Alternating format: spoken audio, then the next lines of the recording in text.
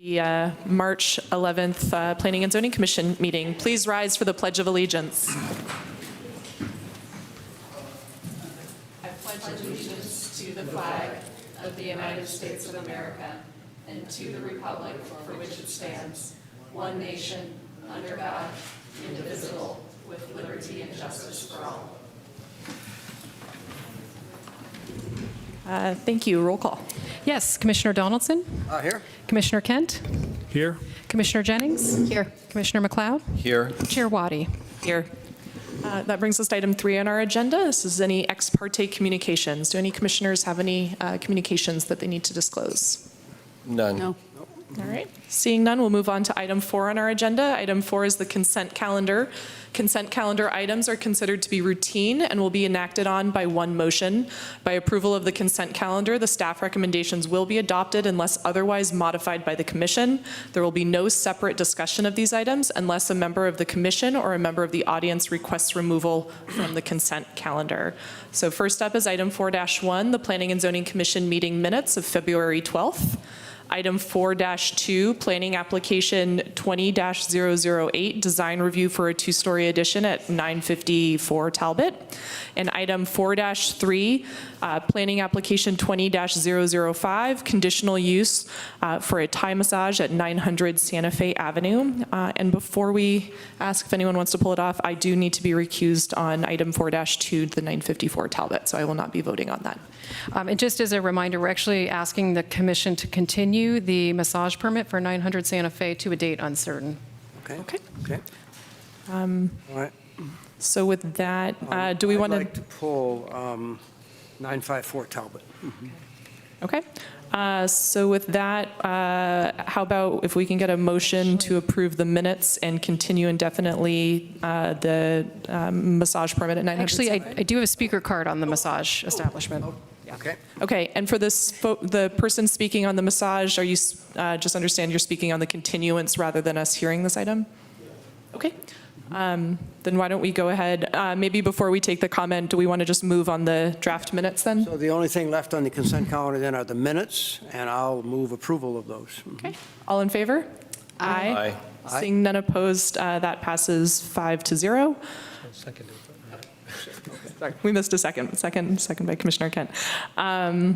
Okay, so do we want to take, why don't we go ahead and take then? The massage. Let's take 900 Santa Fe first, and then you, because you're going to recuse yourself. Yes, and then you guys can discuss on that. I think we should. So for 900 Santa Fe, the gentleman, if you'd like to speak on this item, and again, we are otherwise planning on moving this as an indefinite continuance.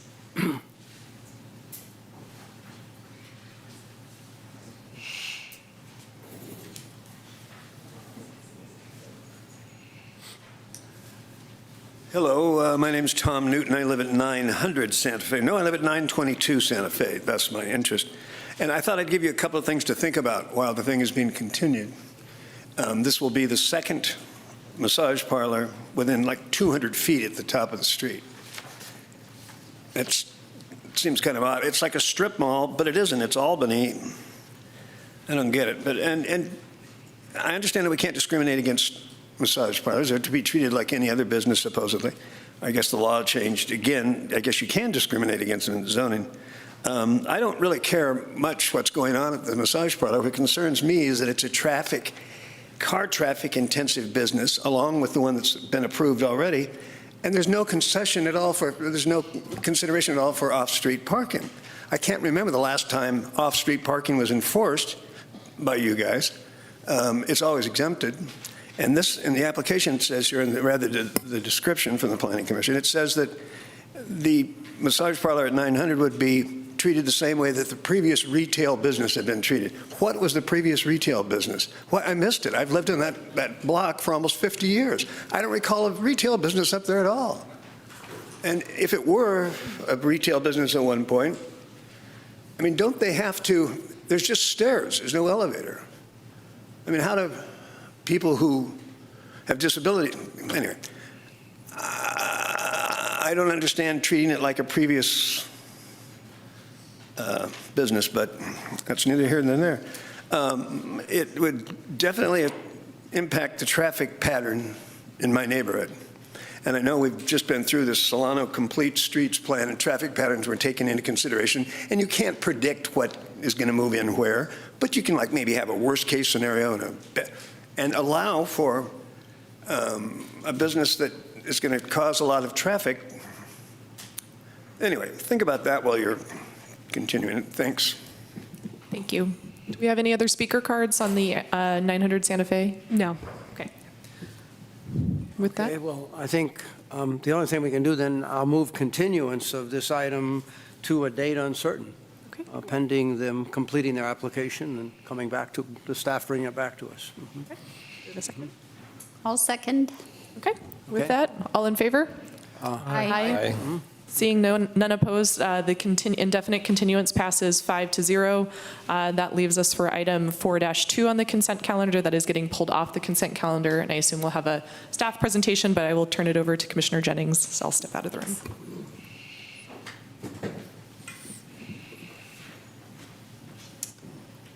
Okay, so again, this is planning application 20008, design review for a two-level addition at 954 Talbot. And we have a brief presentation. Yeah, I'll just give you a brief staff report. The applicant is seeking design review approval for a two-level addition at 954 Talbot.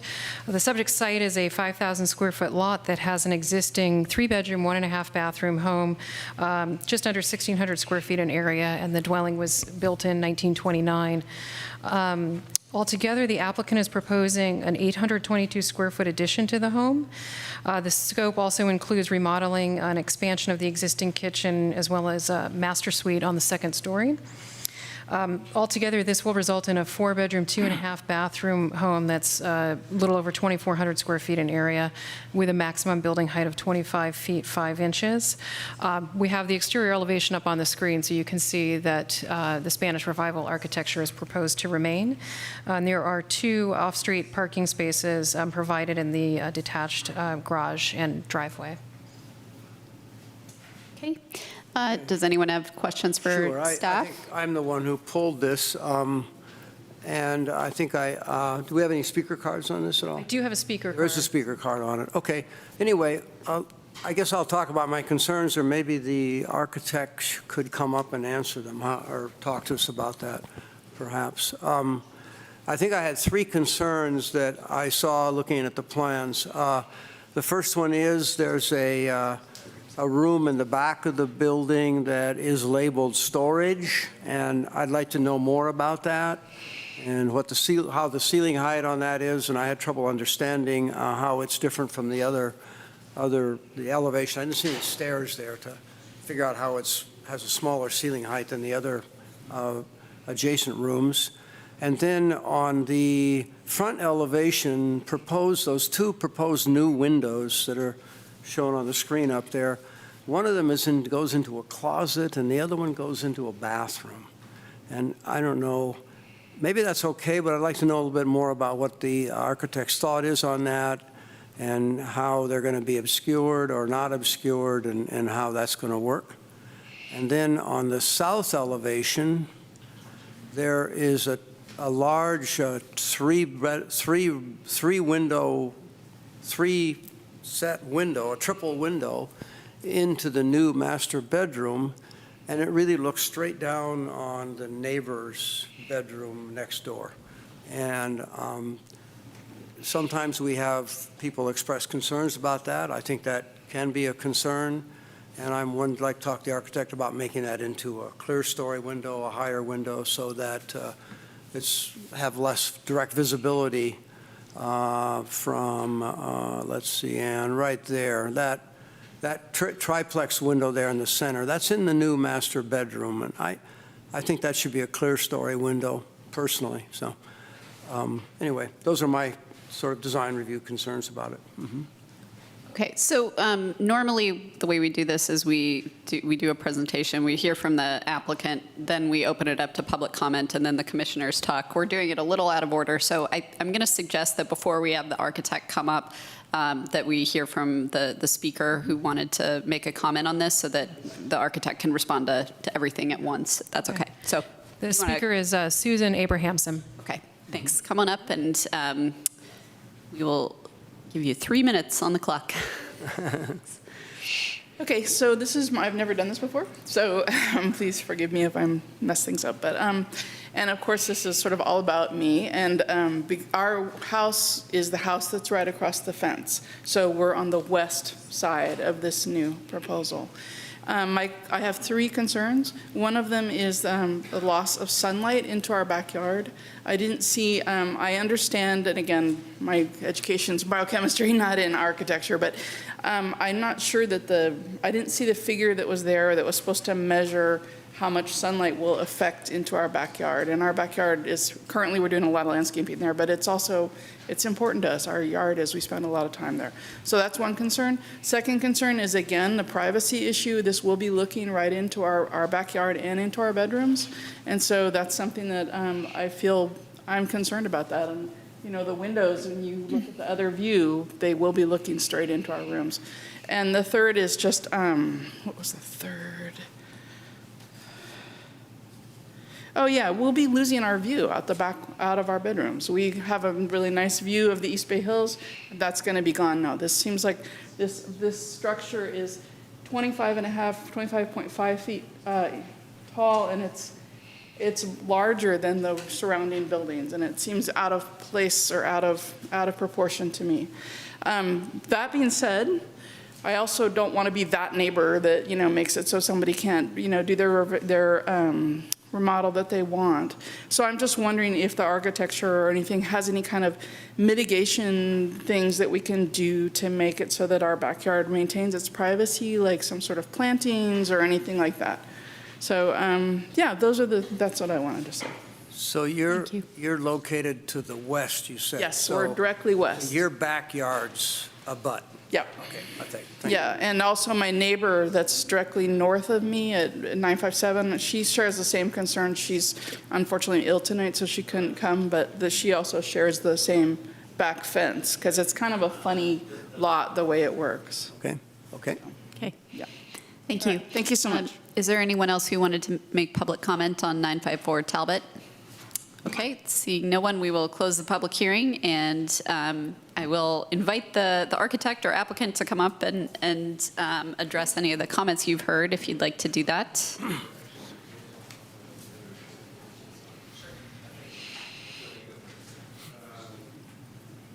we have to be over to the house. Mm-hmm. Where we go, and then there's myself. We'd like to, because Joe's had some interaction with the neighbor to the south, which were positive. Okay. Sure. Sure. Yeah, sure. I mean, if Whatever you'd you- like to yeah. fill us in, and then Whatever I you think want, yeah. Mhm, maybe it would be good to hear from the architect as well on the design stuff. Sure. Yeah, thanks for reviewing this. I spoke to the neighbor to the south, the side that the addition is going on. They just completed an addition themselves, and upon hearing about this and seeing the story poles, they were very excited for us and invited us over for wine. So I don't think at this point there's any ill feelings about the addition. And just a little bit of background, my wife, born and raised in Albany, we have a 1.5-year-old son who we're very excited to go to Albany schools, and we're just very excited for the opportunity to be in the city and reap all the benefits of Albany. Thanks. Commissioner Doug, Mr. Donaldson. So let's see.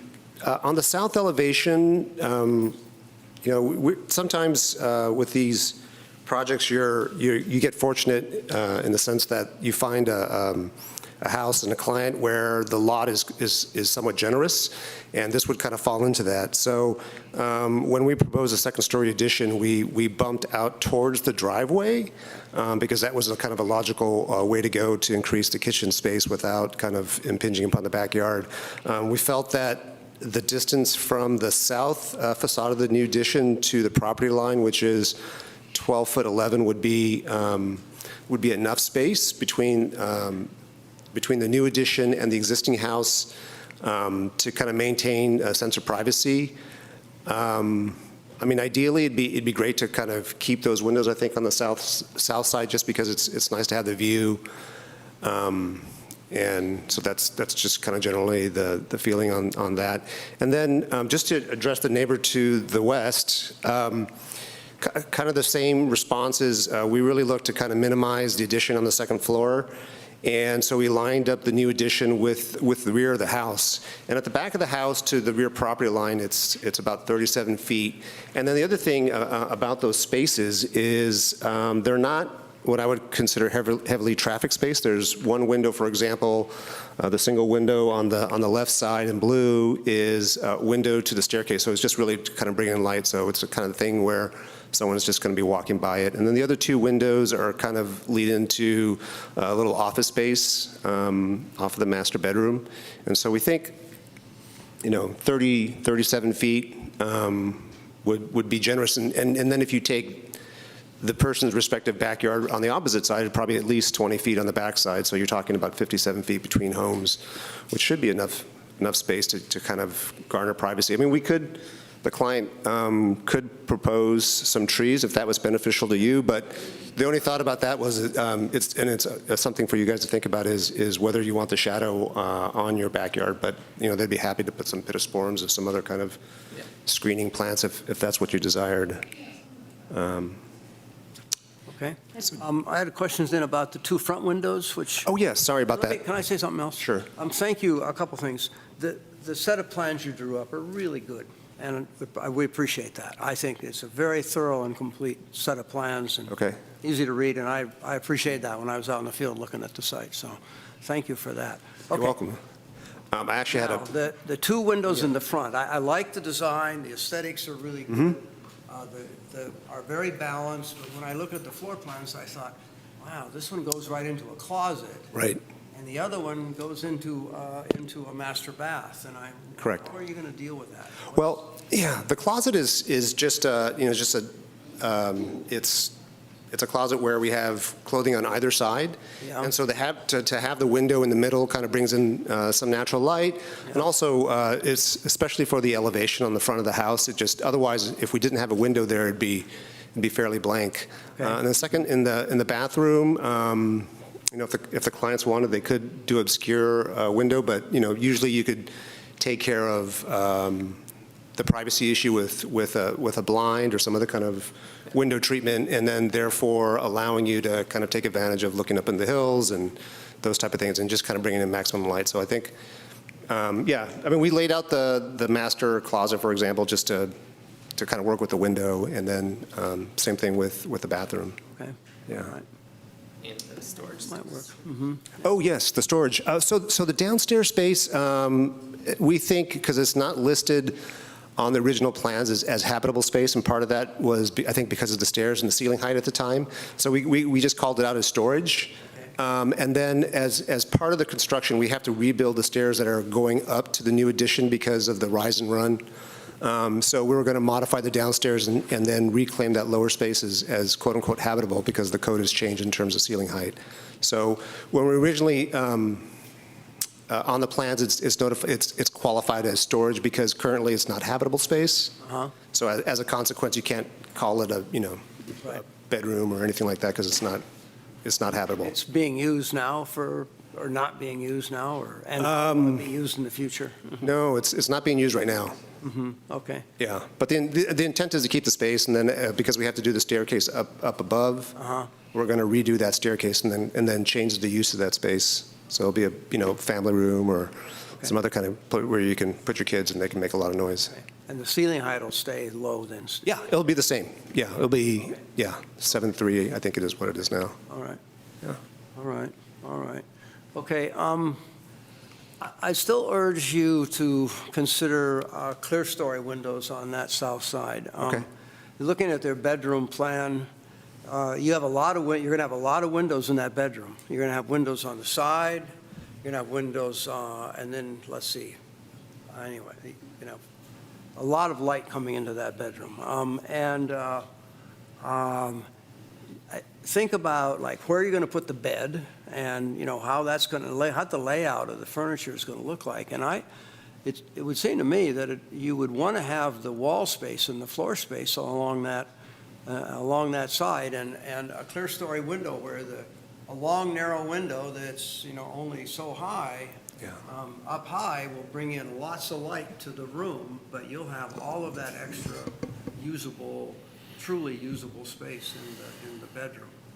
And otherwise, you're going to have these big be 3 large windows that have to have blinds on them, and they'll be looking right straight south and right down into your neighbor's house. And what looks to me like are probably bedrooms, at least one bedroom there. So anyway, I'd urge you to consider changing it. I don't think we can require, I don't think I want to require that. It's your design, and I don't know if I have the votes to force a change or anything like that, and I'm not sure it'd be wise, but Yeah. anyway, I'd really encourage you to reconsider that Yeah. and take a look at a different window layout that will do a little bit better, make a step toward ensuring the privacy of the neighbors to the south, and maybe make a much more reusable master bedroom for yourselves, both at the same time. Yeah. Those are my thoughts.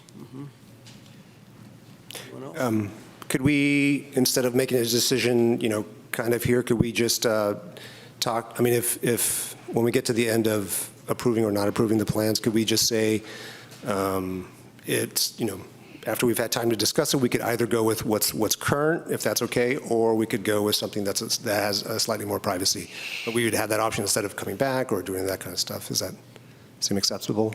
Yeah, I mean, we do sometimes give direction to consider certain design changes, Sure. but you can work Right. with staff to figure out, if that's going to work. So- So that'd be fine with me. Sure. I'm willing to support the project as you've designed it, I think. Okay. And you've answered my questions pretty well. But I would urge you to, talk with staff as you finalize your plans. Yeah. And staff has heard, Ann's heard, and if you come in with some clear-story windows on that side, I think it'd be a better design, personally. Okay, great. When you use the term clear story windows, you're talking about something above the head height, so you can't look out. It would, well, above shoulder height anyway, Okay. so you're not inclined to be, so you won't have, so that when the neighbor looks up, they're going to see your ceiling, and they're not going to see all the people and all the activity in there. Right, so And it's if much you- easier to have blinds in there that tilt so that you're not looking down on them, and don't have a direct line of sight up to you. I think it's easy. well, I can see the privacy issue, but they're losing a lot. They're losing all their view, and all they're getting is a little If perch you're there. interested in having a beautiful view to the south, I'm not sure what the view is going to be up there, but you're probably right. Well, maybe It won't be as big a view. maybe there's another compromise, because you do have a lot of space between the edge of the south part of your facade of your house and the neighbor's property. And then where the driveway's placed, you have enough, you could do some 12-foot, 10, 12, 15-foot high shrub that's narrow. And that would provide a lot of privacy for the person to the south, and also you get your view. So maybe it could be resolved in a landscape Sure. issue. And we have a good relationship with the next door neighbor, so we can work with them to see what their thoughts. Yeah, because it could be really awkward if they're in the bedroom and, that dialogue gets. Yeah, we don't want to create that situation either. Yeah. Yeah, if they thought their privacy was being impinged, I think definitely you guys Yeah. could introduce planting for them. Yeah. Are there any other comments? Well, are we discussing it now, or Well, what's the procedure? yeah, I think so. I think you're free to sit down unless anyone has more questions for you. But, I mean, I'll just say that I was prepared to approve it on consent, and I'm satisfied with the answers we've heard, and I'm prepared to move this forward with the suggestion to consider the design ideas you've had. But Yeah, I support the project. I have no problem with the windows. If you wanted to change it to clear stories for those middle 3, that would be fine, but at the same time, I think there's plenty of room between your house and the neighbors to the south, and similar to the west. I think there's plenty of room. This is an urban area. We're all building higher. It comes up on every project almost, where somebody's window is going to look at the neighbor's house. I guarantee you it's going to happen on every project. And it's an urban area, and if you're within the setbacks, height limits, I think you have every right to put windows, on whatever side of the house you want.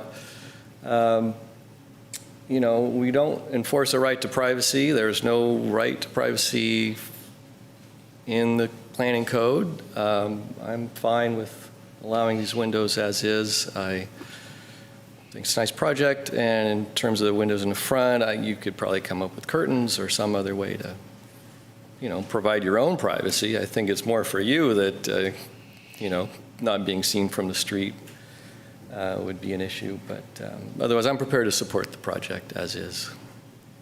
So. One last comment. We had a comment from the audience about the height of the building and the potential shadows going to the west. I'll say I'm not very concerned about that because they do have a 37-foot backyard setback, which is pretty substantial and way more than we require. And the building does not go up as high as it could. It's taller than what's there now, but it doesn't come. It's below the height limit by several feet, I think. My experience tells me I don't think you're going to be very much affected by the shadows, the morning shadows from that, because it's only in the very early part of the day will you have an increase in the shading on your property, on your property, and the rest of the time I don't think you're going to notice much at It all. actually measures 37 feet in both yards, so it's a total of 75 foot. 37 feet in both yards, so that's That's pretty good. Those are both deep backyards, then you should be okay. No. It won't be what you think. No. Everybody had, their building envelope goes up to 28 feet, and they and all previous owners since the 70s have had that height, that ability to go up to that height, as you do, for that matter. Yeah. Okay. Okay. We have a So with motion? that, then, I guess I'll move approval of planning application 20008 for 954 Talbot Avenue, as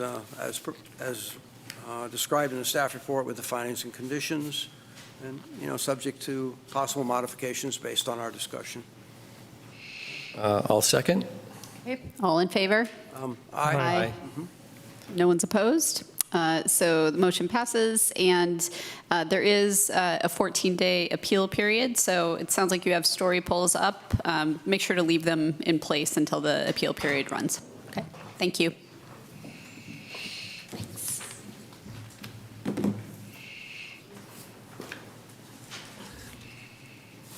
All right. With that, we'll move on to item 5 on our agenda. Item 5 is general public comment. General public comment is for folks desiring to address the commission on an item that is not on the agenda. Do we have any speaker cards for general public comment? Not for public comment. Here? Okay. Seeing none, then public comment is closed. We'll move on to item 6 on our agenda, which are discussion and possible action on matters related to sort of regular agendized item. First up, item 6-1, which is our study session, the review of a new residential mixed-use building at 1600 Solano Avenue. Yes, before you tonight is a study session, so there is no action to be taken. This is an opportunity for the public to address you, as well as the applicant to provide a presentation, and the commission to provide feedback before the applicant proceeds with an application. Just to give you a brief snapshot of the background, the subject property is a little over 5,000 square feet with an existing 2,766 square foot commercial building, and it's located on the southeast corner of Solano and Ordway. The building that is on site was constructed in 1925 and in recent years has been used for office purposes. And this is a street view of the building as it sits today. To give you more recent background, this went through a process before the Planning and Zoning Commission in 2013. Commissioner Donaldson was on the commission at that time, so you may be familiar with a lot of the background detail. But at that time, the commission granted design review approval for a new 2-story, 6,200 square foot commercial building. That was approved by a 5-0 vote. At that time, the applicant was proposing ground floor retail space of approximately 1,200 square feet and dental offices of 4,000 square feet. The building was to have a maximum height of 31 feet 9 inches, and 19 off-street parking spaces were provided, both a combination of surface parking below the building and also vehicle lifts in order to make that quantity work. And this is, just for reference, an illustration, an illustrative rendering of what that looked like. Once the approval was granted, the property owners applied for and received approval of the building permit to construct the project. However, they did not activate it, and the construction was not pursued. More recently, the property owners obtained preliminary cost estimates from the various parties involved and determined that it was financially infeasible. In general, the cost of construction in the Bay Area is increasingly expensive, and this particular project required significant excavation and grading to make that on-site parking work. So where we are this evening is that the applicant is considering alternative schemes, including a mixed-use residential scope, utilizing state density bonus law. And this is the study session that's before you tonight. So you can take, all the things you hear, as well as your general read of the project, and provide feedback to the applicant. And again, a formal application has not been filed. And just to give you a little reference point on state density bonus law, this is not new in California. It's a law that dates back to 1979. However, in recent years, it is becoming a more and more common practice. There was some case law in 2013 that established inclusionary housing, which can trigger state density bonus law. And with issues surrounding the lack of housing throughout the state of California, the law continues to be amended on what appears to be an every 2-year basis. So it was, again, most recently amended in the 2019 legislative cycle. And just to kind of further delve into this, I want to be clear that your review, the Commission's review, is advisory. Ultimately, density bonus application requests are determined by the City Council based on whatever recommendation that you provide and looking at the application in its entirety. So your review is advisory only. And there's 2 words that often come up when reviewing state density bonus law, the first of which is a waiver. And what that provides is relief from local ordinance requirements. And so those are unlimited, and they can stem from building height to floor area ratio, development standards that we have codified an applicant can seek relief for. A concession is a little bit different. It's granting relief that's related to a financial hardship, and so that's a bit higher burden for an applicant to demonstrate as part of an application. And just in general, project financials, or what we refer to as the pro forma, are not required as part of a density bonus application. So to the current project scope, this would include demolition of the existing building and construction of a new residential mixed-use building utilizing the state density bonus law. It's proposed to be 4 stories with a dental practice on the first floor and 18 residential units on the upper floors. And this is a snapshot of the unit count. So as it was submitted, there would be 9 one-bedroom units, 3 two-bedroom units, and 6 studio units. And this is just an illustrative rendering of the project massing. And this is a section to give you an idea of the grade to the top of building height. So in reviewing the development standards, there are a few key things here, particularly where the applicant is seeking relief, and one matter that would actually have to be resolved as part of any future application. The density using our current zoning has a maximum density of 63 units per acre. Given the site constraints in applying density bonus law, this would actually allow for only 10 units under density bonus. So that's something that would have to be modified. Similarly, the FAR, they're seeking relief on that. So our code allows 1.25 FAR. Under the current scope, it would be 3.57. The maximum height would be 10 feet higher than what's allowed for the SC zoning district, so it would be 45 feet instead of 35 feet. And there would be requirement for 18 parking spaces. And the applicant has proposed relief from the parking requirement, though would provide for parking spaces voluntarily. With that, and just kind of doing the general calculations based on the parking ordinance as it's written, if you looked at that strictly based on square footage, there would be a total requirement for 38 off-street spaces.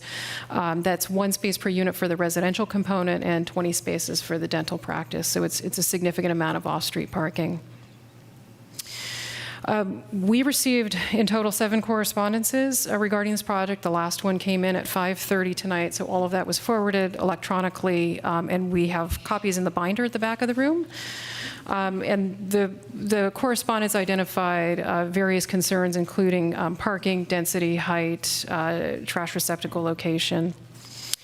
If the project were to proceed, it would be categorically exempt under the infill exemption 15332. And again, this is a study session, so for your review tonight, it's really an opportunity to provide feedback to the applicant, take comment from the public, and then bring the matter to a conclusion. Great, thank you. So since we are here tonight as a study session, I'm thinking, although normally at this time, commissioners would ask questions of staff, that maybe we open it up first for public comment, and then we can do a combination of both questions and comments from the commissioners once we sort of turn it back. Does that work? Well, for the commissioners, I have one really Sure. critical question that I would like to Sure. ask Okay. before. And that is, so as staff I'm sure knows, and probably some members of the audience know, the density bonus law doesn't entitle any project to density just by saying density bonus law. Those aren't just magic words. It is something that you are entitled to as a matter of state law if you demonstrate that you're meeting certain requirements with respect to housing affordability. Could you please just comment for a moment on the level of affordability that they would need to meet here in order to, it's okay, I don't mean to put you on the spot, but I think that as you showed, the maximum density bonus that's allowable under law is, I believe, 35%. That's correct. And to achieve a 35% density bonus, it requires very deep levels of affordability or a very high number of affordable units in the project, right? Right. So my question that I do think is critical to this conversation is, what has the applicant said about their plans to provide affordable units in the project? So we haven't gotten that far in the conversation, other than it would be an expectation as part of the density bonus that would be required. But in terms of, designating the unit mix and that level of detail, we haven't gotten there yet. Okay, thanks. I similarly have a lot of questions and comments on that, so we'll go into that in a bit. So for that, we'll go ahead and start with public comment. Just to, if I can reiterate to everyone in the audience, just to respect everyone's time here, all speakers are limited to 3 minutes, and we are here tonight to gather your thoughts and feedback to sort of influence our comments for the developer so that they can decide whether to move forward or not. So with that, we'll go ahead and hear your name. The way that this works is I call 3 names at a time, and we ask that you line up, and we'll give you the 3 minutes, and we'll go through that as we go through the speaker cards. So the first 3 speakers are Steve Brocken, Kelly Smith, and Simon Dobzhinsky.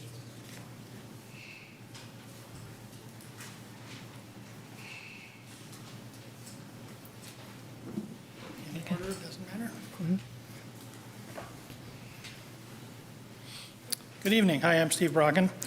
I wanted to really just talk about the parking exception or waiver. The typical requirement you've just mentioned would be 18 units plus the requirement for commercial, which would be 38. To go to 0 is a giant change. And to add 4 in and say that's voluntary, that's still virtually going to a 0 requirement for this building. That has huge impacts in terms of, a neighborhood that already has almost no parking.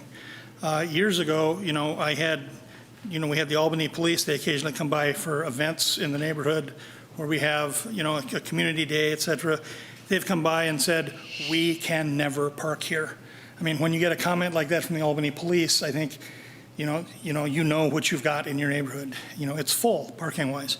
And to take it and have something that adds, requirement for like 30-plus parking spaces and you get 0, that has huge impacts. It has impacts that aren't just inconvenient. They have to do with really health and safety. They have to do with safety of children. They have to do with all sorts of things in the neighborhood.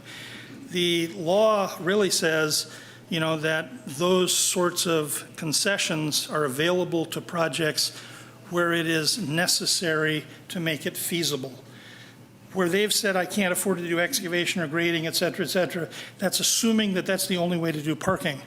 They have an entire first floor. That entire first floor does not have to be office space. There are all sorts of buildings that do parking on the first floor. I'd encourage the commission to look at designs that, in fact, do parking. They don't have to be done with excavation. And I'd also encourage the commission to look at whether or not, in fact, it's really necessary to make the project feasible. In this market, in this real estate market, in this rental market, where you're in the Bay Area, where you're in good commute access for people who want jobs, where you're in the Albany schools, where people with children want to move here, they paid huge premiums to move here, you're going to rent these units easily at huge premiums. Rents are incredibly high. To tell me that it's not economically feasible, well, it may not be economically feasible if you want to dig a basement to park cars. That isn't the only way to do parking. So I first say I don't know that I would believe that it's a requirement or it's economically infeasible or a necessity to have these waivers in order to make the project feasible, which is, of course, something that would kick in, be required to kick in to activate, some of these provisions of state law.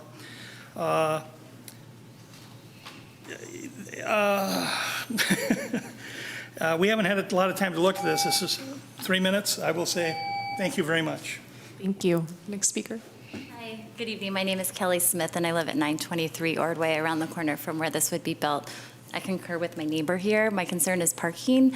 The only thing that I would add is that probably over a decade ago, when I lived further away from Solano and on Peralta Avenue, my family was doing an addition and applied for an exception parking rule for just a single dwelling house with just 2 drivers with way less of a parking issue, and we were rejected.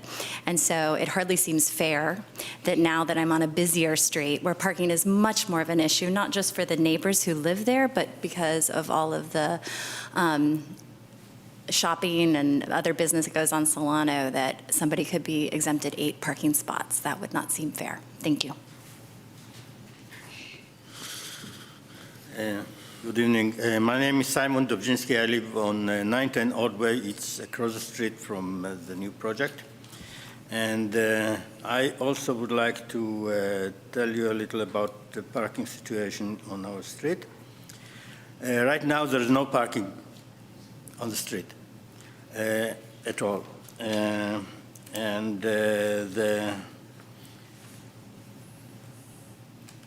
All day, it's virtually almost all day that there is no parking because the merchants, the businesses on Solano, customers and employees have to park somewhere, and they park on, among other places, on Ordway. So vehicles are regularly double parked and block driveways. And I regularly have to call the Albany Police Department to do something about somebody blocking my driveway. On one occasion, my wife had to leave in a hurry because of some emergency, and the driveway was parked. She tried to maneuver around and damage the car. In addition, Ordway Street is a short and wide street joining Marine and Solano. And it's a choice for many vehicles to drive through Ordway rather than to avoid the lights on Peralta. And they come pretty fast down Marine. Ordway is at a very strange angle. And they come in at an exceeding speed. Then they encounter double parked cars. They try to go around them. And there is incoming traffic. There are kids on the street. It's dangerous. Now, the new project will add about, for each unit, each tenant would have cars, at least 1.5 cars per unit. And the customers for the dental office will need to park somewhere.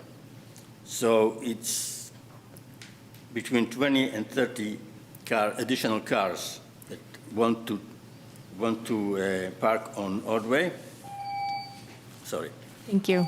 So I just want to say that it will affect the safety of the residents on the street. Okay. The next three speakers are Alana Bar David, Howard Graves, and Eric Swing.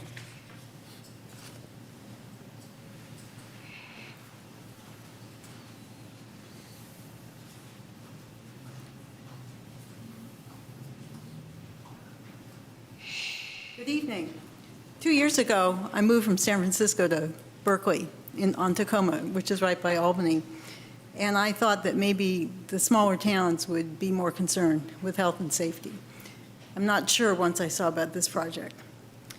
So the environment's a really important part of health and safety, and often that's not recognized until it's too late. So how many trees do we need to cut down, in a sense, before we really see what's going on?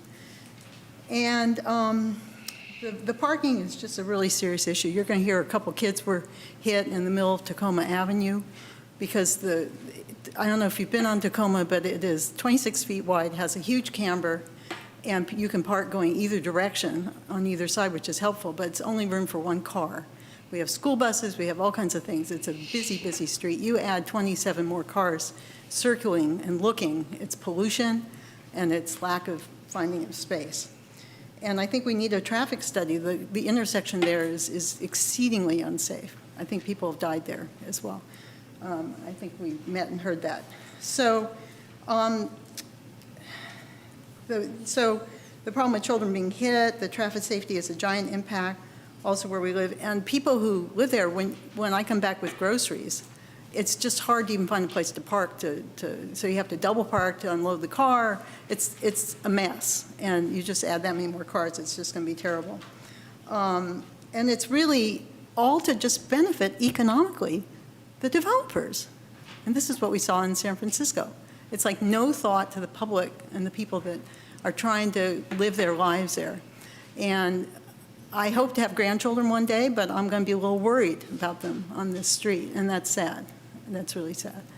So that's, reasonable activity level with parking, that's fine. We can see that. We need that. We need 10 more units or something. But everybody's got to have a parking place or else we're just really going to be in trouble. So that was basically it. Thanks. Thank you. Speaker?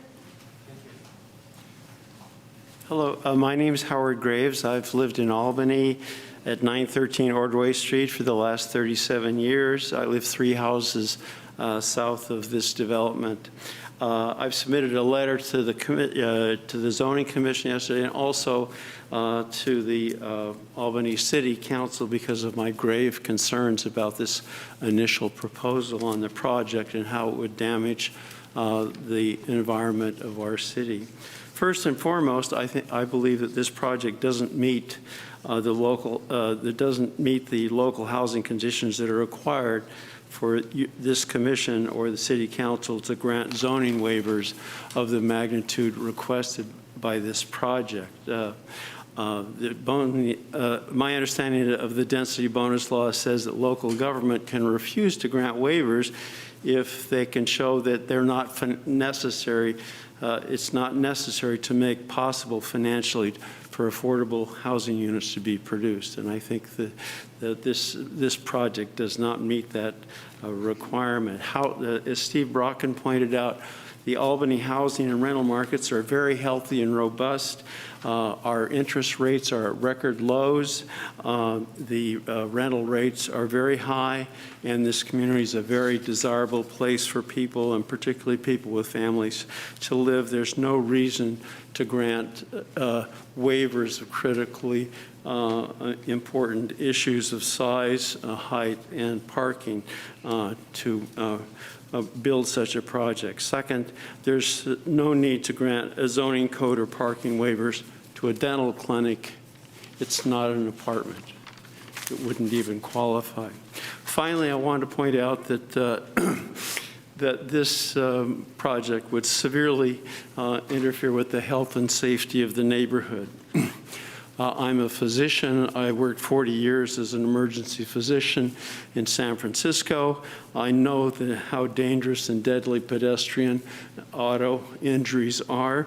The intersection of Ordway, Solano, Tacoma, 100 yards from my house, is one of the most dangerous intersections in Albany. It has poor sight lines, a difficult angled intersection with Tacoma, and very fast traffic on Solano. For this reason, there's only one pedestrian crossing on the west end of it because of these difficult lines. Adding a large complex on this corner and a dental clinic will have a serious impact on the health and safety, particularly if there's no parking associated with these structures. People will circle around the block looking for a parking place. They're late for their dental appointment, and mayhem will ensue. I think that any significant apartment project should require a traffic study and the addition of signal lights. And any approval of a project with this many waivers would set a terrible precedent for Albany and the development along Solano. Thank you. Thank you. Next speaker, please. So I live on Ordway between Marin and Solano, and I find that when I get home, there's usually a place to park, but there's fewer usually than 5 spots on the street. And so an additional 18 or more people coming home every night would definitely fill up that block. But I mostly wanted to ask questions to see what kind of comments are actually relevant. I went through the density bonus law, and the minimum parking I could really see a reference to was 0.5 spots per room, which it seems like the density bonus law required a minimum of 9 spots for this. Did I read that right? Or is there anything under the density bonus law that actually allows them to give just no spots for parking? So if you want to just say your comments at the end when we turn it back, we'll Okay. try to answer those best we can. So I wanted to not waste the council's time with questions where they just can't reject something based upon the comments. So that's why I was asking about that. What minimum number of parking is actually required. And if the density bonus law doesn't require or allow waiving the parking entirely, can the city council actually reject the project or simply require the required parking? Or would they somehow lose the lawsuit if they rejected it? I just wanted to see what they can actually reject or require. Can they reject the project just because the neighbors don't like the parking situation, for example? I noticed that in that current building, it seems like there's a couple of places that live there. It's described in some of the documents there as a commercial location, but when I walk by, it seems like there's residents. I wondered if there's any plan for them or any allowance under the project at all. And then also, to reiterate, an additional 18 people at least on that property, if they were all parking kind of in this block, would definitely be more than there really is parking on the street right now. And I don't have a parking spot on the property where I live, so I depend on having a place to park when I come home. It's on the street, so otherwise I would be walking a couple blocks looking for parking.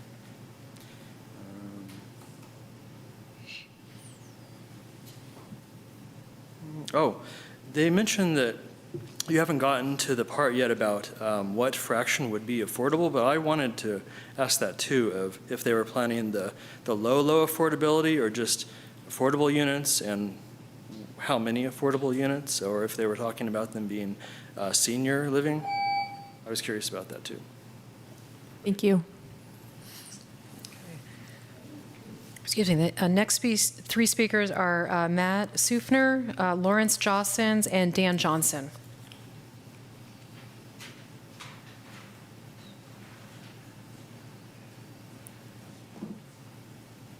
Hello.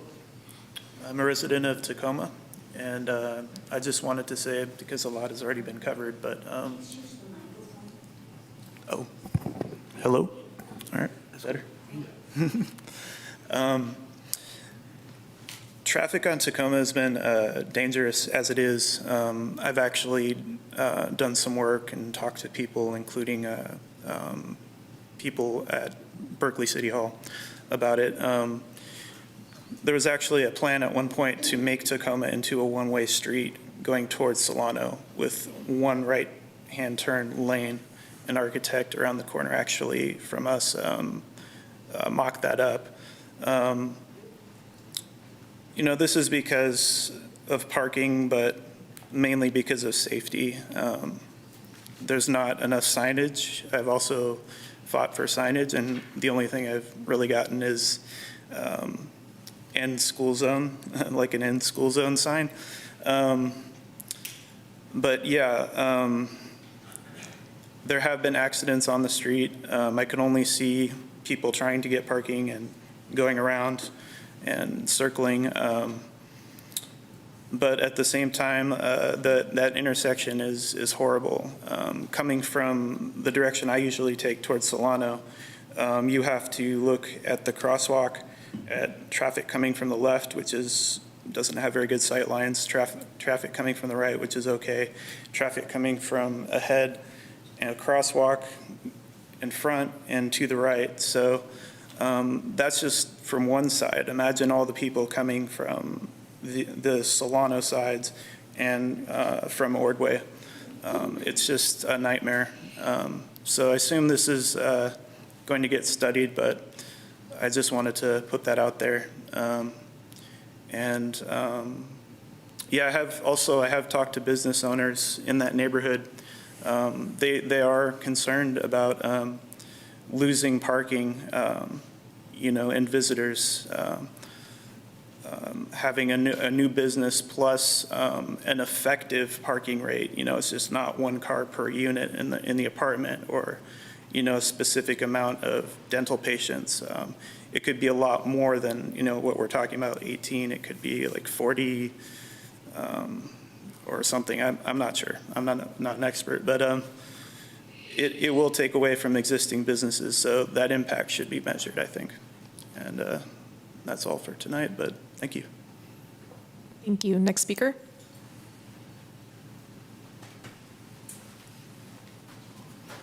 My name is Larry Jossens. I'm at 914 Ventura, fairly close to the proposed site. I've submitted a letter outlining a number of my concerns. The concerns vary, and one of my major concerns is legality. In your note, there's a restriction apparently that only comments brought up at meetings like this can be used for subsequent legal actions or legal proceedings brought against either the owner of 1600 Solano or the city of Albany. To that end, I find that a little bit displeasing, jarring, because the proposal at this particular time is for a massive change to the structure of Albany. This proposal, we've had a number of people talking about parking. This is a one unit that is designated Solano on Solano that can be changed, which to stop all the rest of the SC zone properties on Solano to change also to a 18, 30, 40 unit buildings. The one unit itself, they're going to have plans for building a new Marin school. This one site application will add another classroom to the Marin school that's proposing. You have godzillion number of potential SC zone properties that could be upgraded to multi-family units, resulting in, I have to say, the city planning throwing away their 2035 Albany master plan. The master plan actually does state that for buildings like this, going back to physical structures, that there's a limit of 35. In the prelogue to the comment sections here, there's a graph put up on the page on the board here that showed the height of this building to be 45. That was also listed in a notice. Not included in that 45 is another story on top of the residential section for maintenance. That puts the total coverage of this thing to 53 to 55 foot, far in grievance to the 35 foot noted for SC zoning. The list can go on, but my concerns being legal, I doubt very seriously if I'm going to be restricted to comments just being given here. For example, sewer lines. We just put new sewer lines into the city of Albany, adding 18 families, basically doubling the sewer requirements, would probably require new sewers.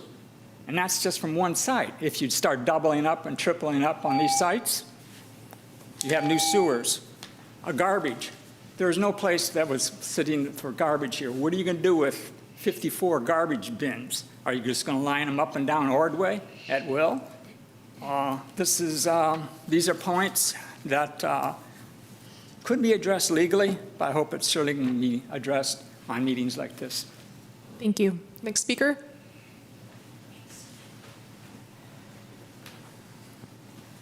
Hi, everybody. My name is Dan Johnson. I live at 907 Ramona Avenue, which is just the same position relative to CVS Pharmacy as the neighbors on Ordway are to this proposed development. So we bought the place realizing that CVS could develop. It's a parking lot right now. We're fully prepared for that to be 4 stories at some point. It was a fact of moving into that location. It's a city. I would hope that it would develop to that degree at some point, and I can add on to my house as well. We're all building up. But really the main thing I wanted to comment on, I'm sorry, let me back up. I'm an architect. My day job is to work on affordable multifamily housing as a technical consultant for building systems. So I'm familiar with some of the issues that come up on these projects. We do 15, 20 of them a year. A lot of the commenters have assumed that the folks in this building are going to have cars or even want cars. I think that it doesn't bear out according to my work and experience. If you look at the floor plans, it's all studio and 1-bedroom apartments. Single adults, seniors, young people living by themselves. These are people least likely right now, according to facts, least likely to own cars or even want cars. So consider that in the thinking. There were a lot of people commenting about wanting to get rid of cars, reduce traffic, reduce parking. Well, then don't add another 37 cars in a garage. Let's keep it to 0. Another point I want to make, the time remaining, is that this is a huge windfall to both the Solano merchants and to the school district. If you were to cut the building in half, you'd cut out all that income to the school district in terms of property taxes. Again, the people living in this building are not likely to have kids. The apartments are too small. So you're getting money for the schools without impact on the schools in terms of students. You have 18 to 27 new shoppers who are captive on Solano now. There they are. Everything they need daily is walkable on Solano. Walk for groceries, walk for your dentist, walk for everything you need.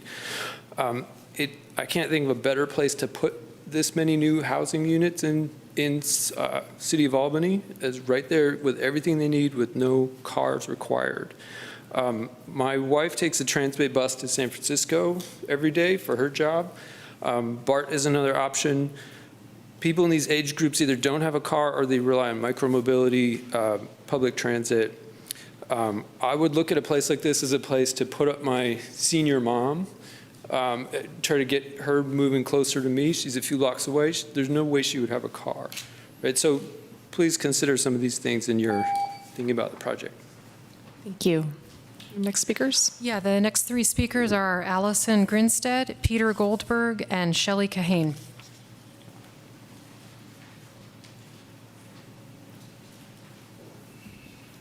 Hello, I'm Allison Grinstead. I live at 911 Ordway, not too far away. I just want to talk about the size of the building and how out of proportion and out of character it is, not just to the neighborhood where we live, because clearly a 4-story building will be out of character and size and proportion, but really to the whole look and feel of Albany. People come to Albany because we're really a village within a city, or a city within a village, however you want to phrase it. And when we are developed to such an extent, we lose the character, the feel, the ambience, and eventually we lose our community. And I want the zoning committee to understand that.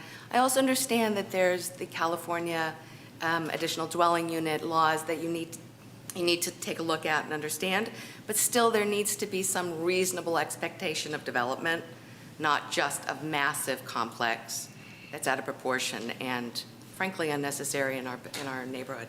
Thank you. Thank you. Next speaker.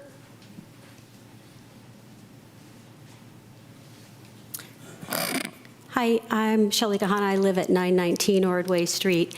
I want to start by first saying that I really support development of affordable housing in Albany, and I really strongly support projects that strive to develop in a thoughtful manner, that really try to maintain the feel of the community and are respectful of the existing neighborhoods. Unfortunately, this project really accomplishes none of these things.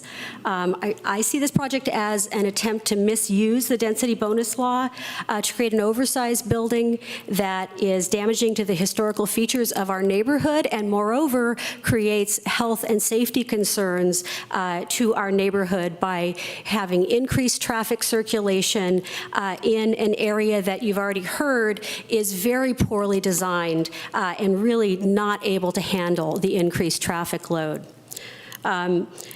I first of all want to say regarding this project in specific that I think I don't believe it qualifies for the density bonus. I'm not an expert on it, but a significant part of the project, as you are well aware, is a dental office. Clearly the bonus law does not apply to that. 20 of the required 38 parking spaces under existing code would be for the dental office, so I don't understand how the bonus law could grant any type of relief for those 20 spaces. The permit that was granted in 2013 required the amount of parking spaces under existing code. And so this seems like kind of an end run around that. The other thing is regarding the financial feasibility. We heard earlier that the owners decided that the 2013 permit that was granted for dental and commercial space was financially infeasible. It sounds like largely because of parking. Again, this law, the bonus law, is not designed to provide any type of relief for dental space. If we're looking at the residential units, that's also we've heard, does the law even apply there? It's a vigorous housing market, very strong property values, high rents. I'm not sure that the incentives are needed to make this project feasible.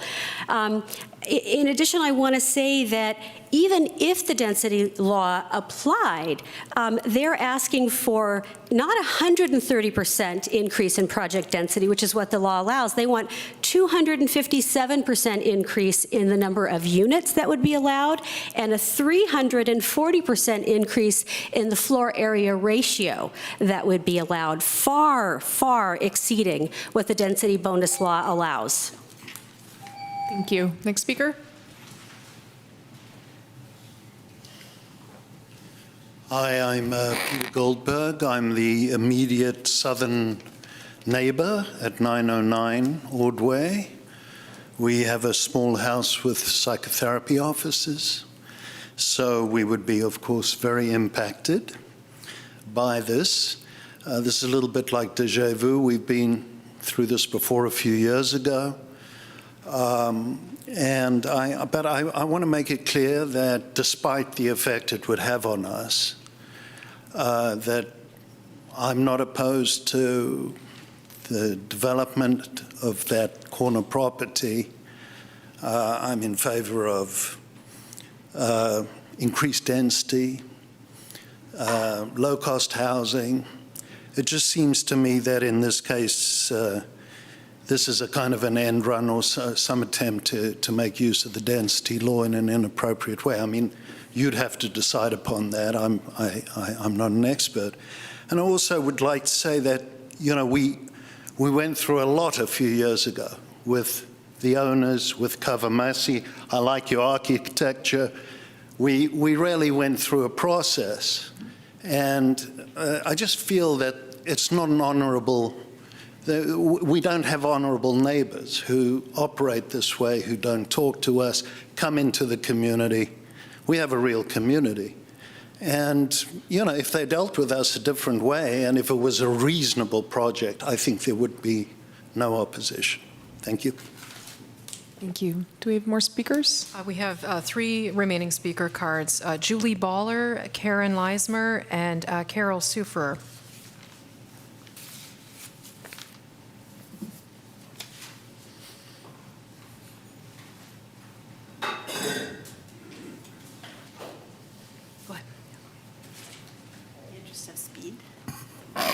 Hi, I'm Julie Baller.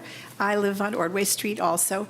And a number of people have mentioned things that I was going to mention, but I may come back a little bit to them, but I'm grateful to have the opportunity to see people I know here, and which isn't surprising. I've been in Albany almost 40 years. I want to speak about the adverse effect on this proposed plan on the history and environment of our particular neighborhood.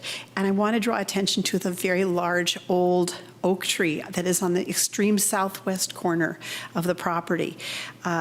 This oak tree is an important part of our environment here and the history of our immediate neighborhood. It was impressive 40 years ago when we moved in, or almost 40 years ago we moved in, and now it's a truly great oak. There's no way to replace a tree like that by just planting another tree or something on the parking strip if there was room for that. This commission actually recognized the value of this tree nearly a decade ago in 2013 when the project was, when the present applicants first wanted to have a project here. And we had a careful examination, as Peter has talked about, a process with many meetings and the commission working diligently on this particular issue. And at that time, the commission issued approval of the project at this site, which specifically recognized the environmental and historic value of this tree. They stipulated in that approval that the applicants protect this particular tree and obtain a bond to protect it. I think this tree is, if anything, bigger and more magnificent and more important, and I urge the commission not to abandon its commitment to the environment and the history of this area that's embodied in this oak. It is near the corner of the project. It isn't right. Unfortunately, the beautiful deodara cedar tree is more centrally located. It would be harder to build around, but this is really at the corner of the property. I want to add a few comments to the concerns about safety on Ordway Street. I think that's been reviewed pretty well, but I just want to say, you've heard about the people turning rapidly from coming downhill on Marin. They come around an oblique corner. The city tried to slow that traffic down a number of years ago by putting yellow traffic bumps to square up the corner so people couldn't come roaring about around it at whatever speed they were doing on Marin, which is often more than 25 miles an hour. And those bumps were obliterated by people just driving right over them because the traffic comes very fast through there. You can still see the pathetic bumps on the sidewalk on that corner if you care to look at them, but they don't slow people down, and they were not successful.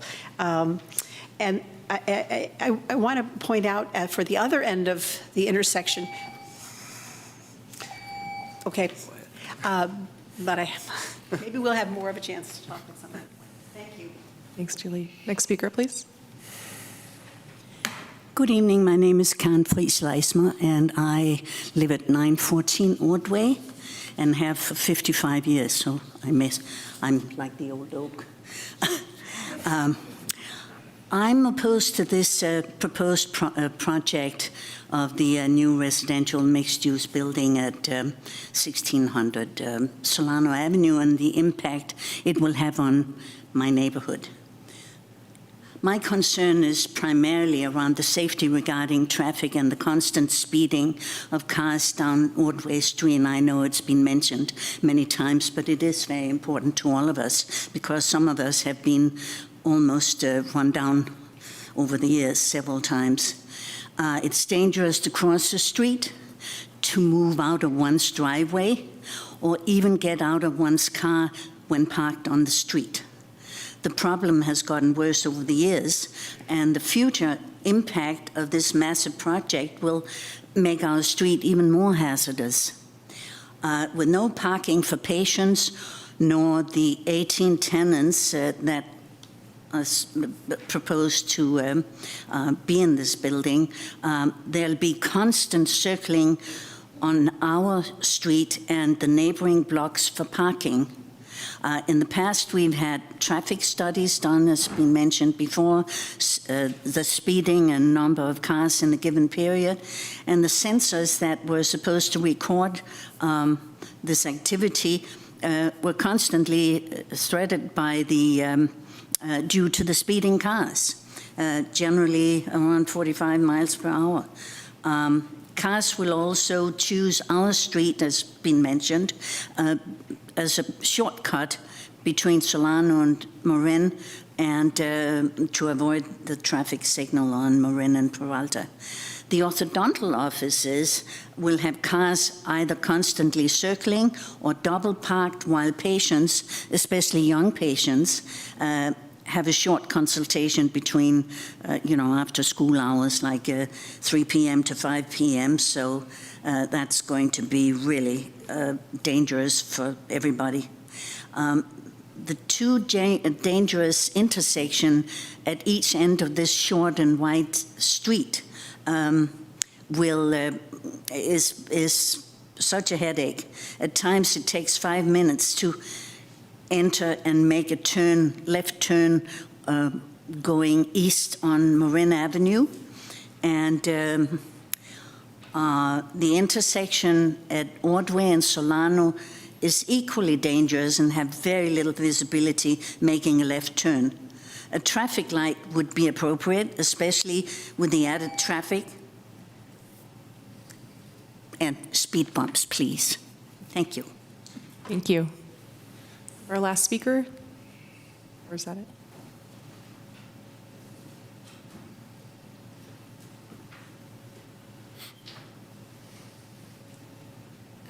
Carol Cipher. I live on Tacoma, and it's the little piece of Tacoma that comes from Ensenada to Solano. And on that little stretch of land, we have, I've lived there for about 43 years, and over the years I've seen many changes on Solano and our little block. Currently, there's 13 children living on that little portion of a block, and 6 more come for daycare during the week. Tacoma has lots of traffic. Frequently cars travel at high speed, especially early in the morning trying to get to school. In the past, we've had 2 children hit by cars in the middle of the block. The street is narrow. Many cars are parked on our block by non-residents, day and night. Our cars are hit, and the pets, the cats, take their chances as they run between the cars. My understanding is with this parking allotted, 4 parking places, and many more people and many more cars, there's no doubt that our street will be further impacted by many negative problems. And again, the intersection is a dangerous one. And I think a traffic study is needed before a project of this size is attempted. Is a signal needed? Could there be fewer apartments and more parking? I would appreciate your consideration. Thank you. Thank you. Do we have any other speakers? Is there anyone else in the audience who's not yet spoken who'd like to? Okay, great. Well, if that public comment is closed, and before we turn it back to the commission, I'd like to offer if the applicant is here and would like to either make a statement or they can just choose to listen. Either way. No? Would you like to speak, or you don't have to, but if you'd like the opportunity, now is yes, absolutely.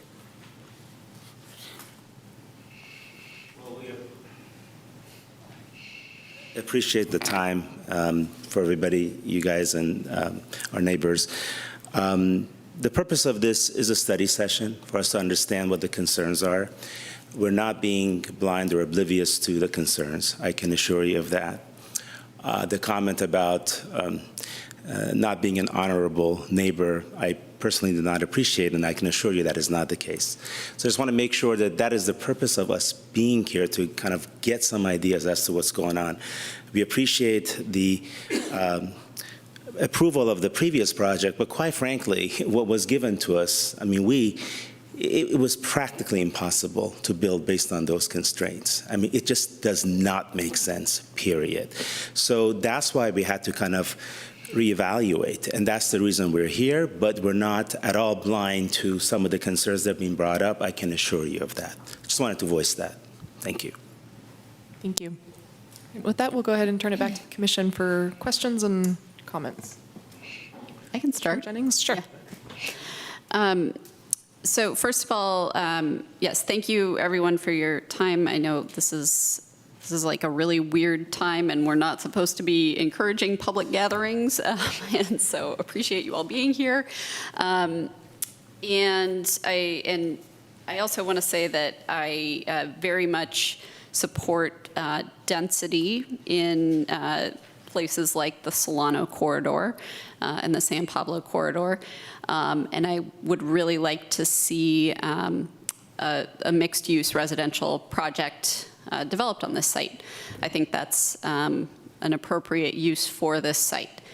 And I would like to see that at the highest density that is possible and feasible under our laws. But I was a little disappointed to get this this item on our agenda, because I think that, well, first off, I was actually disappointed because when we had our last study session about the big hillside development and all the neighbors came out and said, we can't have housing here, we need to have more density on Solano and San Pablo, I was kind of hoping that some of those people would show up and say, this is the kind of project we want, but we don't have any of those speakers here, with one exception of a resident who showed up to support density.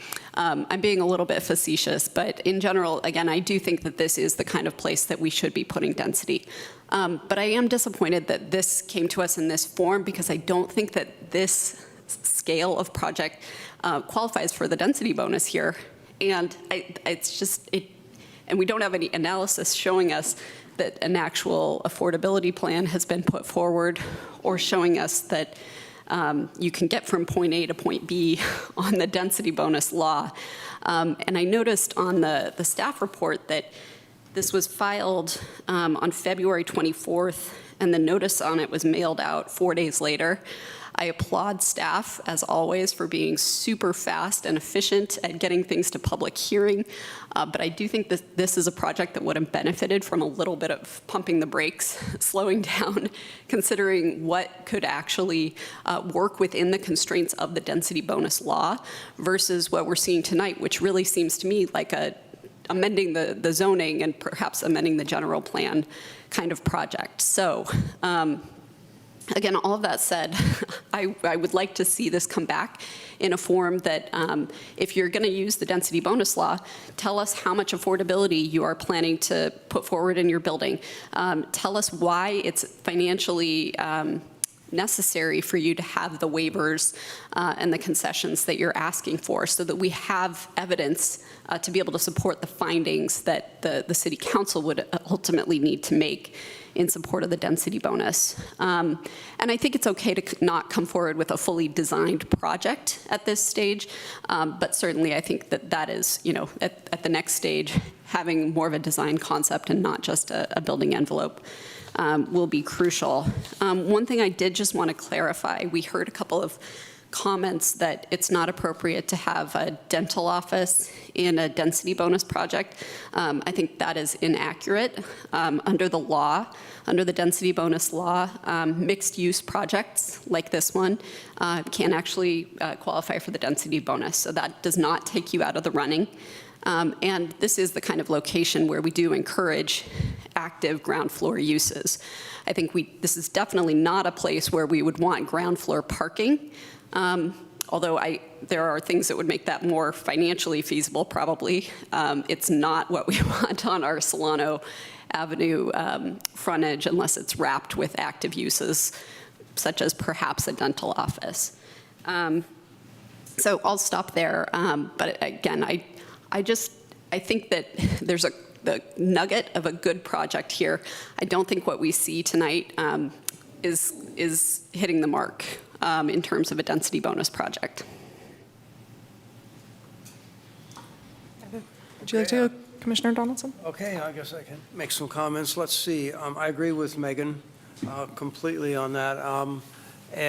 This really does push the envelope beyond anything that would be acceptable to me in terms of increasing the FAR, eliminating virtually all the parking. Let's see, whatever. That being said, I do like the idea of making a mixed-use project with housing on Solano. The previous project had a dental office and a small retail. I was worried about how well that small 1,200, 1,500 square feet of retail was going to work at the time. And I think that comments are accurate that the rental residential development would in fact be very popular and would sell out right away and help the financial feasibility of the project. I've commented in the past that, I wish that the new dentist on Key Route had added a second floor, so we'd have some residential development there. But that couldn't work out based on that applicant's needs at the time. I see this as a place where maybe we could have some residential on this site. I don't know what the right amount is. I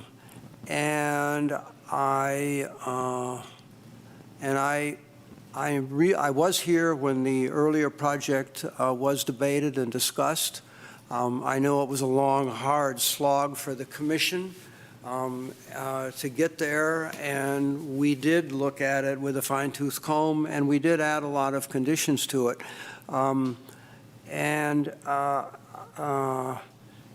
I don't know if apparently we made it infeasible, economically infeasible. But I think that the commission did a good job of the previous time. And some of the things that were protected,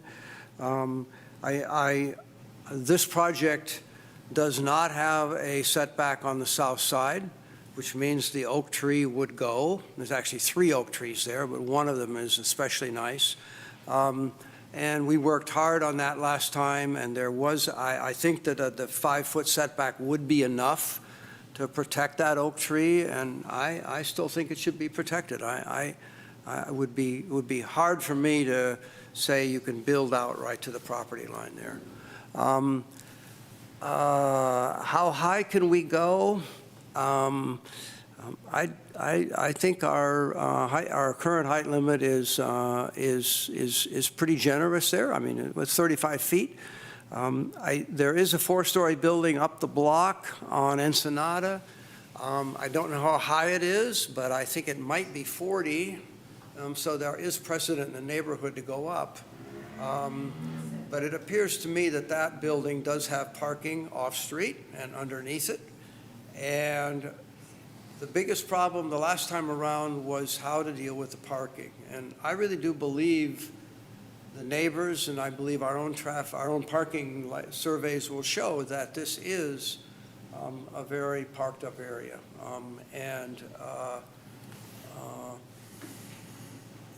We're looking at a medical office. It's not just another retail thing. We're looking at a medical office that requires 1 space per 200 square feet. And I don't think that's wrong. And that is probably a legitimate parking demand for a medical office building. If the applicant thinks that that is wrong, then I think the burden should be on them to show us how they could run a medical office realistically run that medical office, and maybe orthodontist, dentist, I'm not sure what it is this time, without meeting our parking requirements. And then as far as parking for the residential, I know that we'll require the parking to be unbundled. I'm pretty sure that's now in our most recent thing, which means that when you rent an apartment, you don't automatically get a parking space with it. The parking spaces are sold separately. And that does make people think twice about, do I need a parking space or do I not? So we do have unbundled parking, which does reduce the parking demand. But I would probably have trouble going below half a space per residential unit. And the standard zoning requirement for us would be 1 space per unit. And I like that. But, that may not be feasible, and that may be something that we would want to could look at if there is a proper density bonus and application for concessions that we and the council would look at, and maybe we could make a decision that way. I'll guarantee you that the neighbors from Ordway are going to fight that, because there is a legitimate parking congestion on Ordway. And we've heard all the speakers tonight. It would be nice if we didn't have to deal with parking, and it sure is expensive to build, and I grant that. But I don't think we're at the point yet in this society where we can really say we don't need to provide space for cars. How far is Albany going to go toward being a very, very congested city? I don't know. That's the question. How far are we going to go toward being like a neighborhood in a busy part of San Francisco, where it's really a tough call. On my street, we kind of expect to be able to park right in front of the house. Most people in Albany expect that. But is it reasonable for us to say, well, if you can get parking within 500 feet of your home, that's okay? That's the give and take we're looking at here in parking, I think. And I don't think we need to be able to have parking immediately available in front of our house. But how far we're going to have to walk to park, and how hard we're going to have to look to find a parking space in the future is kind of the question that's on the table for me. And it's a tough call. It's a tough call. I thought the commission did a pretty good job in 2014 on that. And I will remind other people, too, that we also looked at the street parking there, and I believe we freed up 2 or 3 or 4 street parking spaces by modifying the design of the entrance to the garage, how the garage would work, and all of that. And there's some things we might be able to do to play with that now. And I don't recall if I ever I'm not conscious of what our Solano Complete Streets plan would do with respect to parking in this particular intersection. I know it would modify this intersection a lot. I think it would make it much safer. It would be more of a 90-degree corner. Whether we gain or lose a parking space or 2, I just don't recall from that. And the other thing about it is we don't know if the Solano Complete Streets plan will ever be implemented, because there's been so much opposition to it from the bicycle advocates. So that is an issue. That is a concern for me. What else do I have? Any other notes here? I also think that the way that the project, as I looked at the project and the design today, I don't think the design meets our city's requirements for usable open space. It didn't look like it to me. There were too many units on each floor sharing what looked like 300 square feet of open space, of private or public open space. And so those requirements would have to be met. We've got to build apartments that meet our usable open space requirements from my point of view. Setbacks, I talked about the setback. I would really like to see a 5-foot setback on the backside. This design has a 5-foot step back on the residential floors. But on the parking floor and on the dental office floor, it would have zero setback, which means the oak tree would disappear. All the trees would have to be gone. In fact, this completely covers the site. And this is a very dense development on a 5,000 square foot site. And it just shatters our FAR requirements.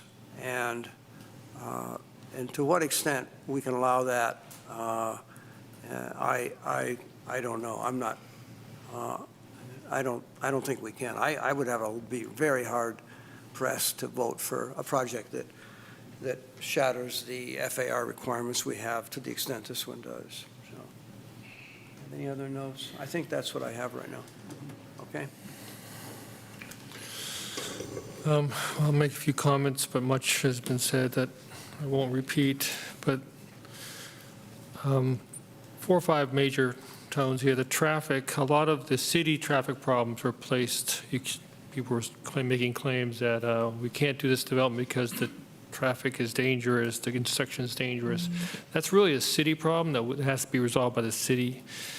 You can't stop a development happening by saying the city's roads are poor. They might contribute to solving that. Maybe there's a traffic light or something, but that's something they would have to be negotiation with the city. So you can't stop a project based on poor street layout.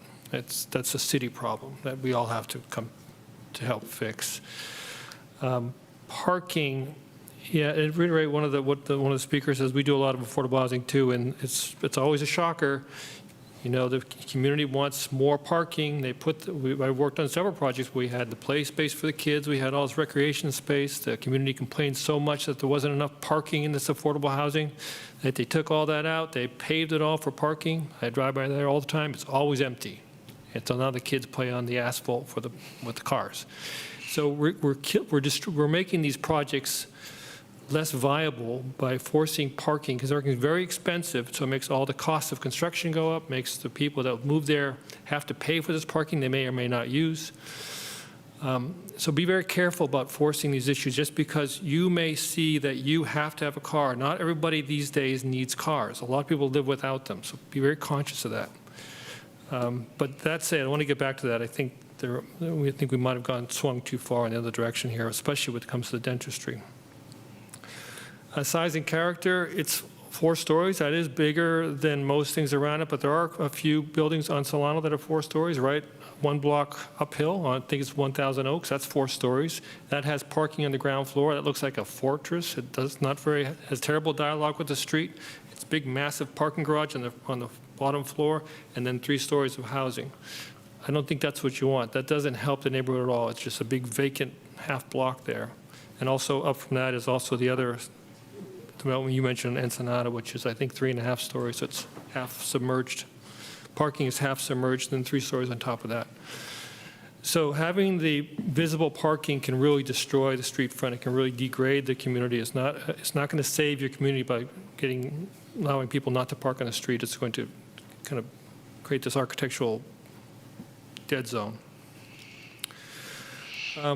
The trees, I think the comment about the tree is really big. Unfortunately, we don't have a tree ordinance in Albany.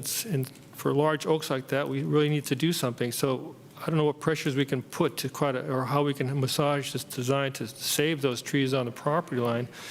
I think this project really is totally maximizing every square foot. So in some ways, it's a very efficient building, and it can make it affordable to build. This is I don't think there's a huge profit everybody thinks there are in some of these buildings. I've worked on a lot of projects where they just don't pencil out and they disappear. You'd think they'd be making tons of money, but the cost of construction is so high that there's a fairly small margin on some of these. So it's not the big bucks that everybody thinks it is all the time. But I don't know what the developer, I'm not keyed into that. Just saying from my experience working on these projects. But still, if we can keep those trees and buffer the neighbors, it would be really great. Back to the dental business, I think you reminded me, it is part of the density bonus that you can have mixed use. But the drop off for the dental, does seem like a big issue. We have kids, and we're always pulling up to have them go to ballet or piano and stuff, and some of this is in residential district, and it is an issue. You know, you feel like you're blocking the road while the kid runs out and goes, or you're waiting and they're late. So that's kind of, I don't know how that is going to be coordinated. I'm much more concerned about that than I am about the residents not having parking, because they'll move in knowing they don't have parking.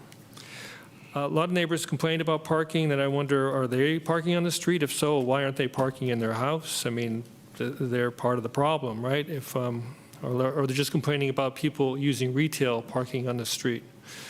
A lot of studies show that the retail can't survive with 2-3 stories of housing around it. It needs 4 stories. That's the critical mass to get enough people to actually to have viable retail, where you start getting all those really uses that are really day-to-day needs, not kind of specialty items. I think that's all. Generally, everything else is mentioned. The exhaust, the bleak angle of the intersection, congestion, that's all stuff that this project is, actually the congestion might be worsened if the dentistry office requires drop-off all the time. But the other issues are beyond the scope of this project. So that's my comments. Thanks. Mr. McLeod? Yeah, thank you everyone for coming tonight, and appreciate the applicants coming for a study session. You know, it's great to work, that we all work together, and you know, I look forward to working through this in the future. There's so many issues here. I mean, kind of across our society, this is, you know, these are issues that we need to deal with. One of them is affordable housing. That's a huge one in California. I think that's why we have a state density bonus law, because communities like ours aren't doing it. And even when we have a state density bonus law, there's pushback. And eventually the state is going to impose even stricter limits on our ability to comment on these projects because we are not doing them. And tonight is a perfect example of where everybody comes and says, oh, I support affordable housing and I support density, but not on my block. And that's why we can't get these things done under our current system. So that's why the state may be stepping in, and in the future we may have no say in these projects. They will just be built to the maximum amount the state allows, which will be much higher than what we have now. So that's one issue. The other issue is we're on a commercial corridor in Solano that I think is the perfect place to put a high-density development. It is a transit corridor. We're near BART. There's a big movement nationally to eliminate minimum parking standards. And in some communities, they're placing maximum parking standards because people and communities around the country are realizing that real estate is more valuable as housing than as parking spaces. Parking spaces are very expensive. They're about $40,000 to $50,000 for a surface level parking space and up to $100,000, maybe more, for an underground or below ground parking space. So that all gets factored into the cost of the units. And everybody says, well, it's a great environment here, rents are so high. Well, that's part of the problem. Rents are so high and people can't afford it, so we need to find ways to reduce the costs of the buildings, and one of those ways is to reduce parking requirements. There's an aspect of this that you haven't addressed, which is we have a bicycle parking requirement. I'm a big advocate of active transportation-oriented development, You need to have a large bike room. I've said it a number of times. I think electric bikes are the future of urban transportation. Cargo bikes, you see it on the streets every day. There are more and more electric bikes. I see parents taking their kids all over the place in cargo bikes. That has to be addressed, and there has to be space for that. If we're not having parking spaces, we need to have viable alternatives for people to get around, and bikes and other micro-mobility solutions are there for that. There are also shared parking plans, or shared driving service plans, you know, Uber and all those other things that reduce the amount of parking needed.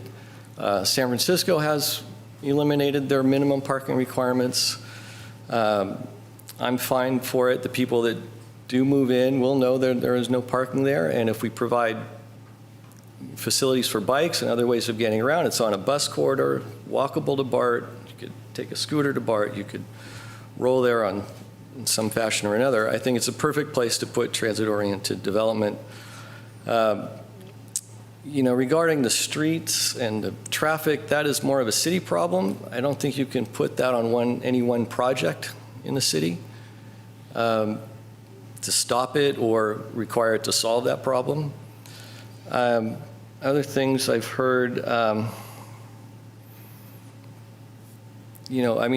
traffic study, I think it's a good idea. I think maybe there's better signaling. The complete streets plan was going to create shorter crossings for pedestrians. Maybe speed bumps would be appropriate. But that is not really this project's responsibility to deal with that. But I would support, further traffic studies or better study of how to reduce speeds on these shorter streets. There's a lot of research has been done about eliminating parking requirements. And then the corollary is that you start charging for parking on the street. So either with residential parking permits, metered parking on the main streets, you create more turnover. I think it's entirely appropriate to have more drop-off spaces on the streets, on commercial streets, because that's how people are getting there now. We have a future of automated vehicles. I keep saying we should be designing for the future, not for the 1950s motorist-centric past. This is a chance to move the city towards that goal of lower carbon emissions, more active transportation. I'm actually fine with the height limit. I think 4 stories is entirely appropriate for a commercial corridor like Solano. I think 6 stories is entirely appropriate for San Pablo. I think we should be amending our zoning code in that direction. We have state requirements and Bay Area government requirements for increasing our density. We have a PDA, planned development area, of which Solano Avenue is a part, which we are supposed to be putting more density there and more density on San Pablo. This would be a step in the right direction for that. We have housing targets that are difficult to meet, mandated by the state, and this would also be a step towards meeting those. I disagree with the number of units that you've put on there, because from what I read, it would be 10 units. And I don't think you can get a waiver around that. That would mean 9 or 10, you could put 3 on each floor, 4 on one floor, 3 on 2, 4 on 1, and you would have more 2 and 3 bedroom units. So right there, you're reducing your parking requirements. In general, I'm fine with eliminating or reducing parking, but there would still be ADA parking required for residential developments, I would assume, right, Ann? You can't get away from that. You're going to have to provide ADA parking for the residences, some minimum number. I have a lot of other thoughts. There were a lot of other arguments that were brought up tonight. But I think the main one for eliminating parking is that it keeps the construction costs down. Building here is very expensive, and projects just don't pencil out if they are not tall enough. The reason there's no development on San Pablo Avenue is that projects do not pencil out at 3 stories. They don't. So that's why developers are not touching San Pablo Avenue in Albany. I went to a presentation the other night in El Cerrito by their planning commission based on their new plans for San Pablo Avenue, which they did a specific study 5 years ago, and they increased their height limits to 5 and 6 stories, and now they've got 20 projects in the works along San Pablo. Major projects, very attractive projects. So I think we need to be doing that here. I am, in general, very supportive of this project. So, I think you do need to tighten up the unit types or numbers of units. We really do need, as Commissioner Jennings said, an affordable unit count with the right numbers and meeting the right targets. That's very important to justify the project. I agree with Commissioner Kent about a ground floor parking floor. I think it just kills the street. It just kills the streetscape. I really appreciate having a commercial space or retail on the ground level. It just keeps animating the street, puts people on the street. The people that live here would be 2 blocks from Safeway, 4 blocks from Andronico's. So I think you can walk and shop and do everything you need. It would have a hugely high pedestrian score and a very high transit score. And there are other micro-mobility solutions that maybe you should look into, and car shares, other things that maybe you could present as a way of mitigating the lack of parking. So that's it for now, and I'm looking forward to hearing more or seeing more in the future. So thank you. Great. Well, I'll just close things up here with a few remaining comments. I do agree with almost entirely everything that my fellow commissioners have said about this project. But I think, first and foremost, I think it's really important to make it clear for the public, especially what the state density bonus law is and all the details. It's very complicated. It's not the most obvious. And so a project can receive up to 3 incentives or concessions to offset the cost of providing affordable housing. And I think this is why it's so important that right now, without understanding exactly what the affordable housing is, it's really hard to talk about the project and the concept of incentives or concessions, because those are inherently tied together. And without knowing what the affordable housing amount is and the associated costs and sort of the negative costs associated with providing that affordable housing, it's hard to understand and talk about what incentives or concessions make sense here and would be permissible and be supportive. So I think that's where a bit of a disconnect is. Once we get to that point and we understand all of that, the city is required to approve the incentives unless we find that the project will result in identifiable and actual cost reductions, or that those incentives will not reduce the costs, and that it'll have specific adverse impacts on public health and safety of the physical environment, assuming that this project is not a historic building. That's the only other way that it can be disapproved. So I think that's really important, and it's going to be a really important part of the conversation if you do proceed with this project and come back, that you have a very clear understanding what your affordable housing is, and you have a very clear understanding of what incentives and concessions you're asking for and the financial value that those bring vis-a-vis the negatives of the affordable housing. Because without that, I don't think we can make an educated decision up here. The second component of state density bonus law that's really important is that the city must waive local development standards that are required in order to construct the on-site affordable housing. So we have to modify the box that all of the affordable housing fits in, but you also have to prove that you need to modify those things in order to fit the affordable housing in it. And in order to do that, typically what I've seen, at least in my professional experience, is that projects start with what we call a base project, which is what a fully code-compliant project would be. Code-compliant density, code-compliant height, code-compliant parking, all of the development standards is your base project. And then you show, I'm going to provide X amount of affordable housing, I get X amount of density bonus. So if that is the 35% density bonus, which would get you to 10 units, how do I fit those 10 units into this building? How do I get from 7 and change to 10? And how does the massing need to adjust to accommodate that delta of unit count? That may not mean that you need 2 or 3 extra stories or even 1 extra story. There might be ways that that density can be accommodated within a code-compliant volume. But right now we don't know. Those are all the pieces of information that we need to receive in order to, in my opinion, make any kind of educated sort of set of comments up here. So I think we're quite a ways away from providing really clear feedback. So I think for me, this is really more of a hypothetical conversation rather than a response to the proposal that's up here. So for me, the concept of a 10-unit project that includes on-site affordable housing with ground floor commercial of some sort that's an active use, I'm very supportive of. That can take an infinite number of shapes and forms. So it's a little bit, again, still hard to critique whether I would support a particular project or not, but I think that concept I would be supportive of. I certainly support a housing project here over the previous approval of just sort of a commercial project. So with that, I guess I will just give you some general things that I look for in projects that we see all the time. I would agree that I would not be terribly supportive of just a full ground floor parking garage. I think that really deadens the street and is a real detriment to the walkability of Solano Avenue.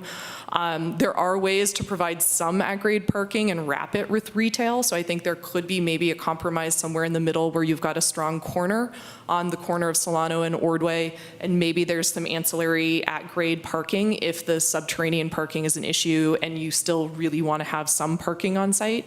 But I would definitely want to see some sort of ground floor retail component on the ground floor. And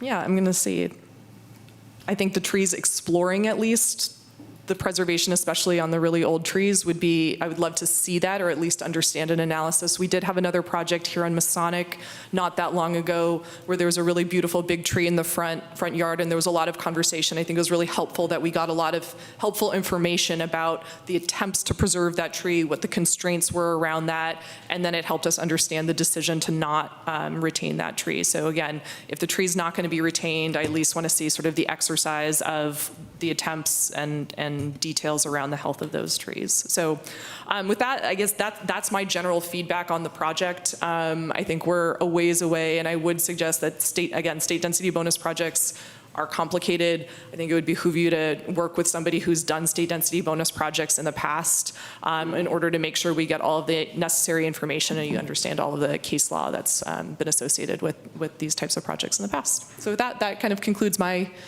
comments to date. Before we close this item, are there any final thoughts from commissioners that want to loop back? Okay, great. With that, then this item is closed, and we'll move on to the next item on our agenda. For those of you who want to stick around, we're moving on to item 6-2. Thank you. Item 6-2 is the proposed amendments to Chapter 20-20-080, secondary residential units. I'll be somewhat brief in this presentation and just kind of give you an overview of where we are. As the Commission is aware, ADU regulations changed on the first of the year through AB 68. In recent years, we've been seeing changes on a fairly regular basis. So our local ordinance has been superseded several times over by state legislation. And so with this latest round, it's now the appropriate time for us to get a new ordinance on the books that's consistent with the changes to state law.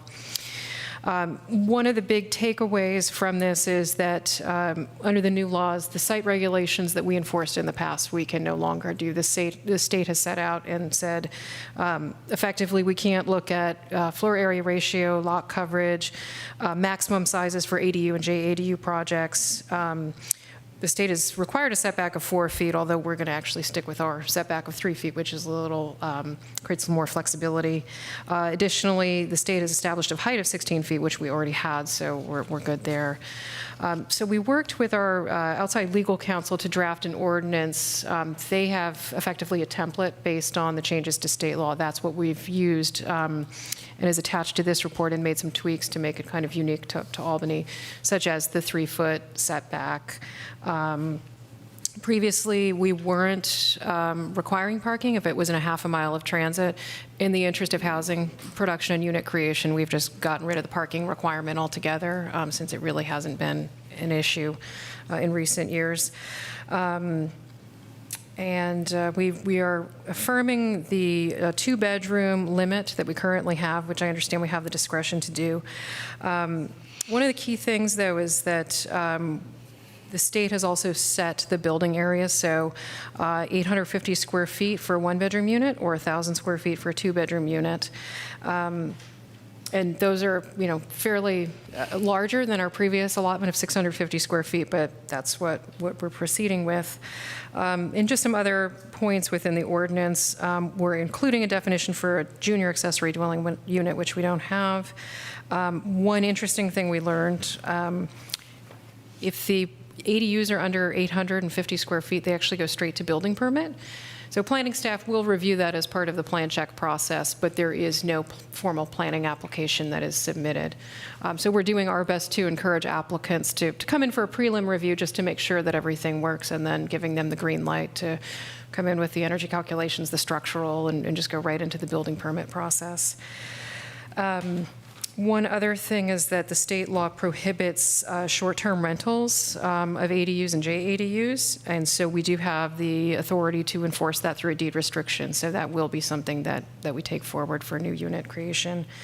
And there's also an owner occupancy requirement for JADUs, but the previous deed restriction that was required that one of the units, whether it's the main dwelling or the ADU, be owner occupied, that was eliminated as part of the most recent legislation. So that's kind of a very broad brush stroke of where we are, but we do have a more limited framework as a result of the state law, so we've tried to balance all of that out. One other thing I'll just to add, our old ordinance allowed a 0 to 6 inch side and rear yard setback. We're proposing to get rid of that. We've had a few recent issues. They're rare, but they do happen, where one unit was actually built over the property line, and there's some civil legal issues going on that don't affect us. But, these types of things, these neighbor disputes can happen as the access and unfortunately missing the mark on the property line. So 3 feet we thought was just the cleanest way to keep things kind of civil between neighbors and prevent any future mistakes. That would happen because they didn't need a survey, because they didn't need to go to planning permit? Or? No, it's actually much more unfortunate. They had a survey, he just mismeasured the string line. Oh. So they made a mistake. Yeah, so it was an honest mistake. It wasn't anything that we could have prevented unless we had required a form certification prior to pour, but that adds another burden for a property owner working within that parameter. I had a couple of quick questions just in the ordinance as written, and this might have just been that I didn't read it enough times and it's complicated. So on page 6 of the ordinance, and I think it is big D1B, the limited detached on single family lot. I guess my question is, I know previously you had said that the state law has 850 square foot cap, and this subsection talks about the floor area being 800 square feet or smaller. Oh. I wasn't sure if that was inadvertent or intentionally different. You know what, that needs to be corrected. Okay. Thank you It for should be catching that. 850. So it should say 850. Okay, Yeah. that makes it less confusing to me. And then on page 7, E1, so it's the general ADU and JADU requirements.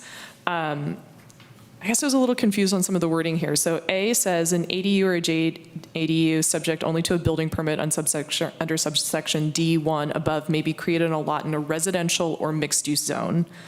But then B talks about an ADU or a JADU may be subject to an ADU permit under subsection D2 above, may be created on a lot that is zoned to allow single-family residential or multifamily dwelling residential use. And I was just a little confused on sort of some of the terminology. A uses residential or mixed use, and then B talks about single-family dwelling residential or multifamily dwelling residential use. And similarly there, I was wondering, is that in a very intentional distinction in the language or just drafting? I think that may be a drafting error. Is the intent that it's basically the residential or mixed use because it's the broadest, it encompasses anything that allows any type of residential is what we're getting at? Okay. Yeah, that there. So those two should be aligned in terms of the zoning districts where this is permissible? Exactly. Yes, we understand it. We have to allow ADUs in all residential districts, so we can clarify that going forward. Okay, great. And then the last clarifying question I had was on the impact fee section. So I think this is page 9 under item 10, impact fees.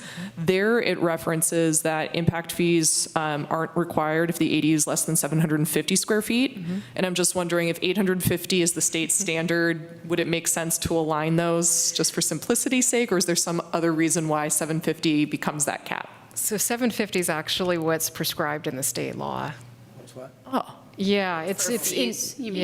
it's inconsistent within the state law in terms of the square footage, so we just took this directly from Got that. it. So if somebody were to build a 750 square foot ADU, they would be both the building permit only process and no impact fees. But if they choose between 750 and 850, they'd still be building permit only, but they'd have to pay fees. Impact fees, right. Got it. And then over 850, they go for the non-ministerial process with an ADU permit. Yep. Okay. So a non-ministerial, a discretionary permit Over 850, and also impact fees. Okay. Up to 1,000, is that right? Yeah, up to 1,000, okay. Okay, great. Those were my questions then on the ordinance itself. Do we want to, are there more questions? We'll do a quick I opening. have like a combo of question comments, but I think I can wait until after public comment if we have any. Okay, great. So with that, maybe we'll just open it really quick. Is there anyone here who'd like to speak on public comment?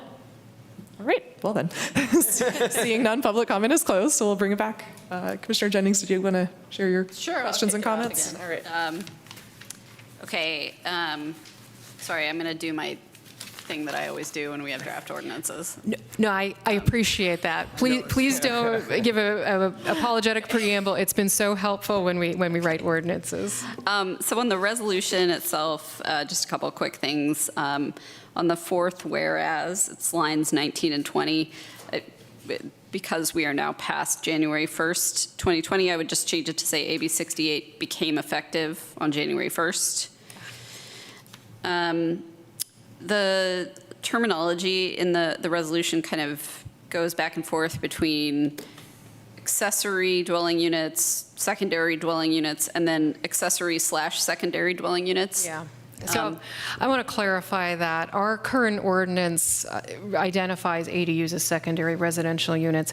And in one of those previous legislative cycles, I believe there was actually a restriction on you can't call it a secondary residential unit. It has to be called an ADU. Okay. So when we bring this forward, the new ordinance will actually be titled consistent with state law to be accessory dwelling units. Okay. Accessory dwelling unit. Yeah. And I guess what I would, just to avoid kind of confusion about what, if, like, it wasn't clear to me if, like, secondary was intended to mean something slightly different from accessory. So what you might want to do is just add some clause where you say, like, or you just say, like, accessory dwelling units formerly referred to in our code as secondary dwelling units, and then just use accessory to avoid confusion. I think those were my only things on the resolution itself. Let's see. There were some questions I had where there were references in the draft to single-family homes, but it wasn't clear to me if we really meant single-family homes or just like a primary dwelling. So the first place this comes up is on page 5. It's under the definition of junior accessory dwelling unit. In subsection C, includes its own separate sanitation facilities or shares facilities with the existing or proposed single-family structure. But above, we just said primary dwelling structure, and so I'm not really sure. This is really a question. Like, I just don't know which it's supposed to be. And that's something I think that we'll certainly get some clarity from our legal counsel, but it would seem we need to have internal consistency between those provisions. Right. And I thought it would also be beneficial if we could just add a definition of primary dwelling unit and try to use it, because the term kind of comes up a few times. I thought it would be helpful. Let's see. I think I'm not too concerned about that. On page 7, on the process and timing for the ADU permit, it says that the ADU permit is considered and approved ministerially, which the intent there is fine, but I think I would suggest just being a little bit more specific about what that actually means. Like, who is it? Like, what role in the city approves those permits?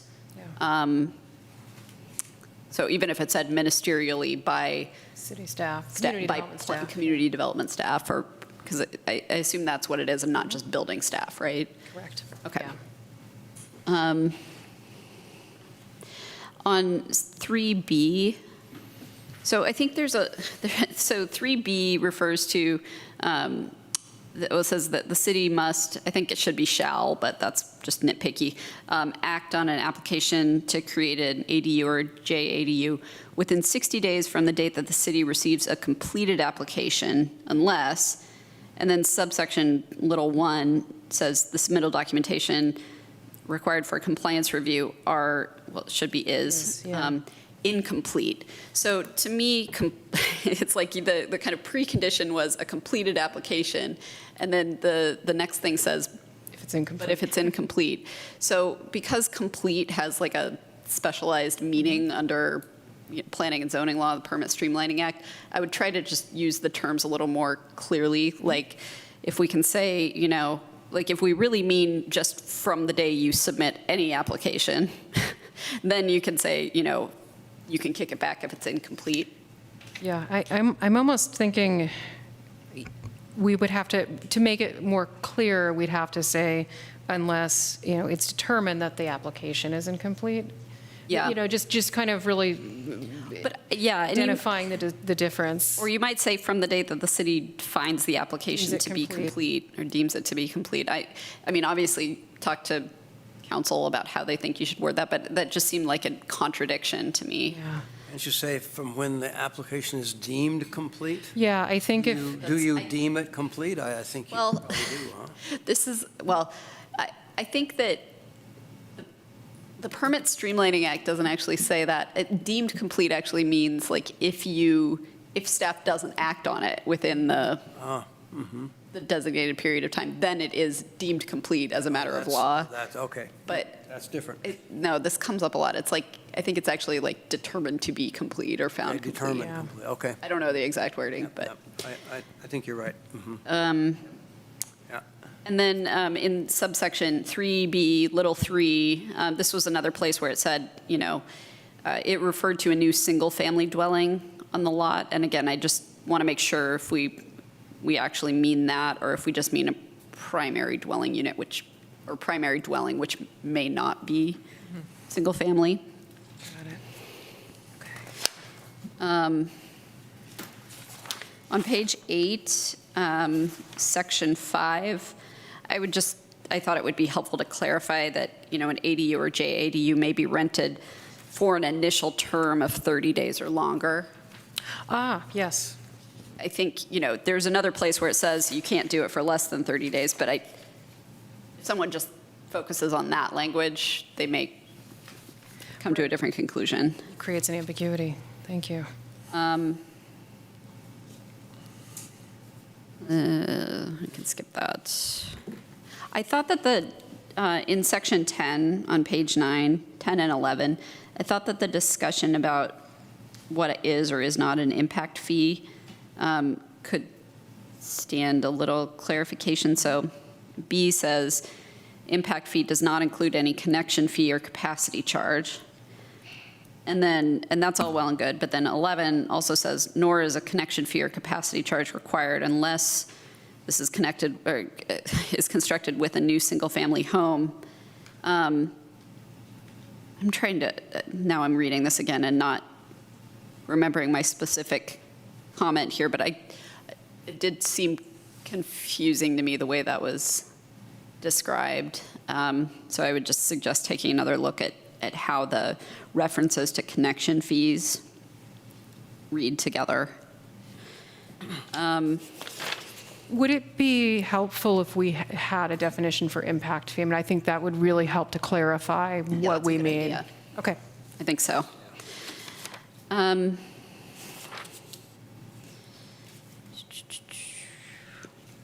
maximum size, subsection C, so bottom of page 9 and top of page 10, I just generally found the language confusing. So like I don't know, the no application of size requirements based on percentage of the proposed or existing primary dwelling FAR, lot coverage or open space requirements may require the ADU to be less than 800 square feet, that is at least 16 feet in height with 3-foot side and rear yard setbacks. Like I just can't quite understand. I think like something, maybe like two sentences got combined together or something, so. I think there's also the reference to 800 square feet there instead Oh, of. yeah, We can wordsmith that Okay, to make it read a little less Yeah, wonky. I had a star by that one paragraph. Yeah.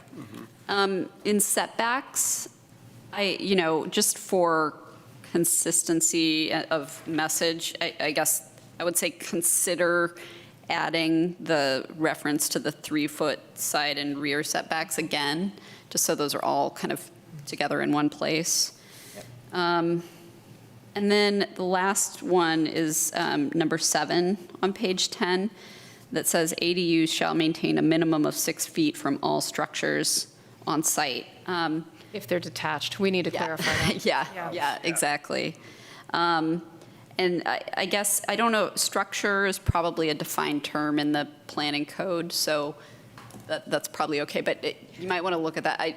It raised questions for me about like what kinds of structures are we talking about here? So. Would that be more like existing building, or Yeah. a structure could be? I think it's kind of a catch-all for, like a detached office, a garage, a garden shed, that type of thing. But It's not a fence, for example, or right. Trellis. a garden box, or, Yeah. okay. We can cross-reference that with the definitions in the zoning code to make sure that it's consistent. Okay. That's all I got. Otherwise, I thought, I thought it was like good overall, and it's nice to have a kind of an updated and refreshed set of provisions. It's going to be a huge help for us. Which what? Huge help for us. We're continuing to get ADU inquiries. We had 2 yesterday, another one today. So people are still, seeing this as a viable opportunity for investment on their property.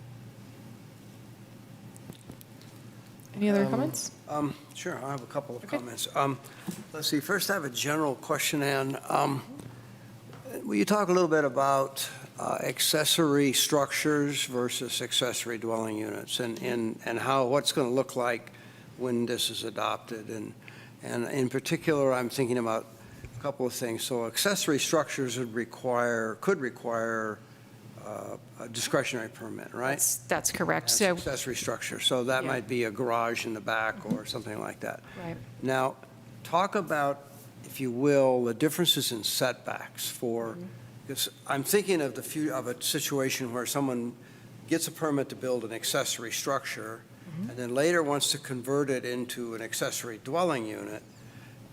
Will we run into a situation where we're going to say, well, the setbacks for your structure are wrong, and you can't convert it to an ADU? So- And how, is there anything, how will they go back and forth here? So under the state law, an existing structure can be converted. So let's say hypothetically you have a garage that dates back to the 40s that needs some updating, maybe doesn't have code compliance setbacks, it'd be less than 3 feet. That can be converted with the caveat that the walls have to be fire rated, and window openings, if there are any, would have to be removed. So in the conversion of an existing structure, it's feasible with these fire prevention upgrades to the condition of the building. Okay. So that's kind of one way to answer that question. Really the 3-foot setback applies to new construction. But yeah, if there is a conversion of an existing structure, we are required to. Don't we have a provision where your accessory structure, if I remember right, has to be like at least 6 inches away from the property line, or 3 feet, but not in between, or something like that? That's right. It's 0 to 6 inches or 3 feet. But 0 to 6 or 3 feet. yeah, I don't mind saying this anecdotally. If we do have someone who comes in and they want to do an accessory structure at that 0 to 6 inch range, we've just gotten burned too many times with people not adhering to the survey correctly and creating these issues. I mean, this ADU is the most recent one. We've seen this come up on other projects. Someone contacted us a couple weeks ago where they have, actually it was last week, it's a detached garage that is a foot over on the neighbor's property that they want to convert to an ADU, and they're trying to figure out a way to do a lot line adjustment to make that work. But we have all of these irregularities throughout the community. Yeah. Okay, well, that's interesting. I don't know. I don't know how that was going to affect any of this, but I guess it's a consideration, yeah, I think, yeah. So now if I remember, there setback-wise, there's a 4-foot discussion in here and a 3-foot discussion. Now, Yeah. So the state law has mandated a 4-foot requirement. Our thinking was, since everyone who we've worked with are used to the 3-foot setback, the commission has seen this before, it just makes sense to keep that included, and it ultimately gives more flexibility given our smaller lot sizes. with 3 feet. Mhm. So state law says they want 4 feet, but you can reduce that. Mhm. And we're doing that. Correct. Okay, that's good. All right, that's great. Okay, I might have a couple other little comments sort of along the line of what Megan was offering. On page 1, I too was, the second line says primary structure, and I was going to add in primary dwelling structure right there, to be consistent with the language on page 5 that Megan mentioned. Okay. That's all there. So, and then I agreed with her on the definitions there. That may be the only other one I had. Again, regarding on setbacks on page 6, this is a converted on a single-family lot, has side and rear setbacks sufficient for fire and safety as dictated by the applicable building and fire codes. So that's what you're just talking about then. So if someone wants to convert an accessory structure, then they might be able to have a window on the back side, but if it's too close to the property line, it's going to have to be a fire-rated window or something like that. It's going to have to be sealed off altogether. Sealed off altogether? Mhm. Mhm. Okay, all right. So the building codes dictate that. And then that one, I think that was Megan's correction there.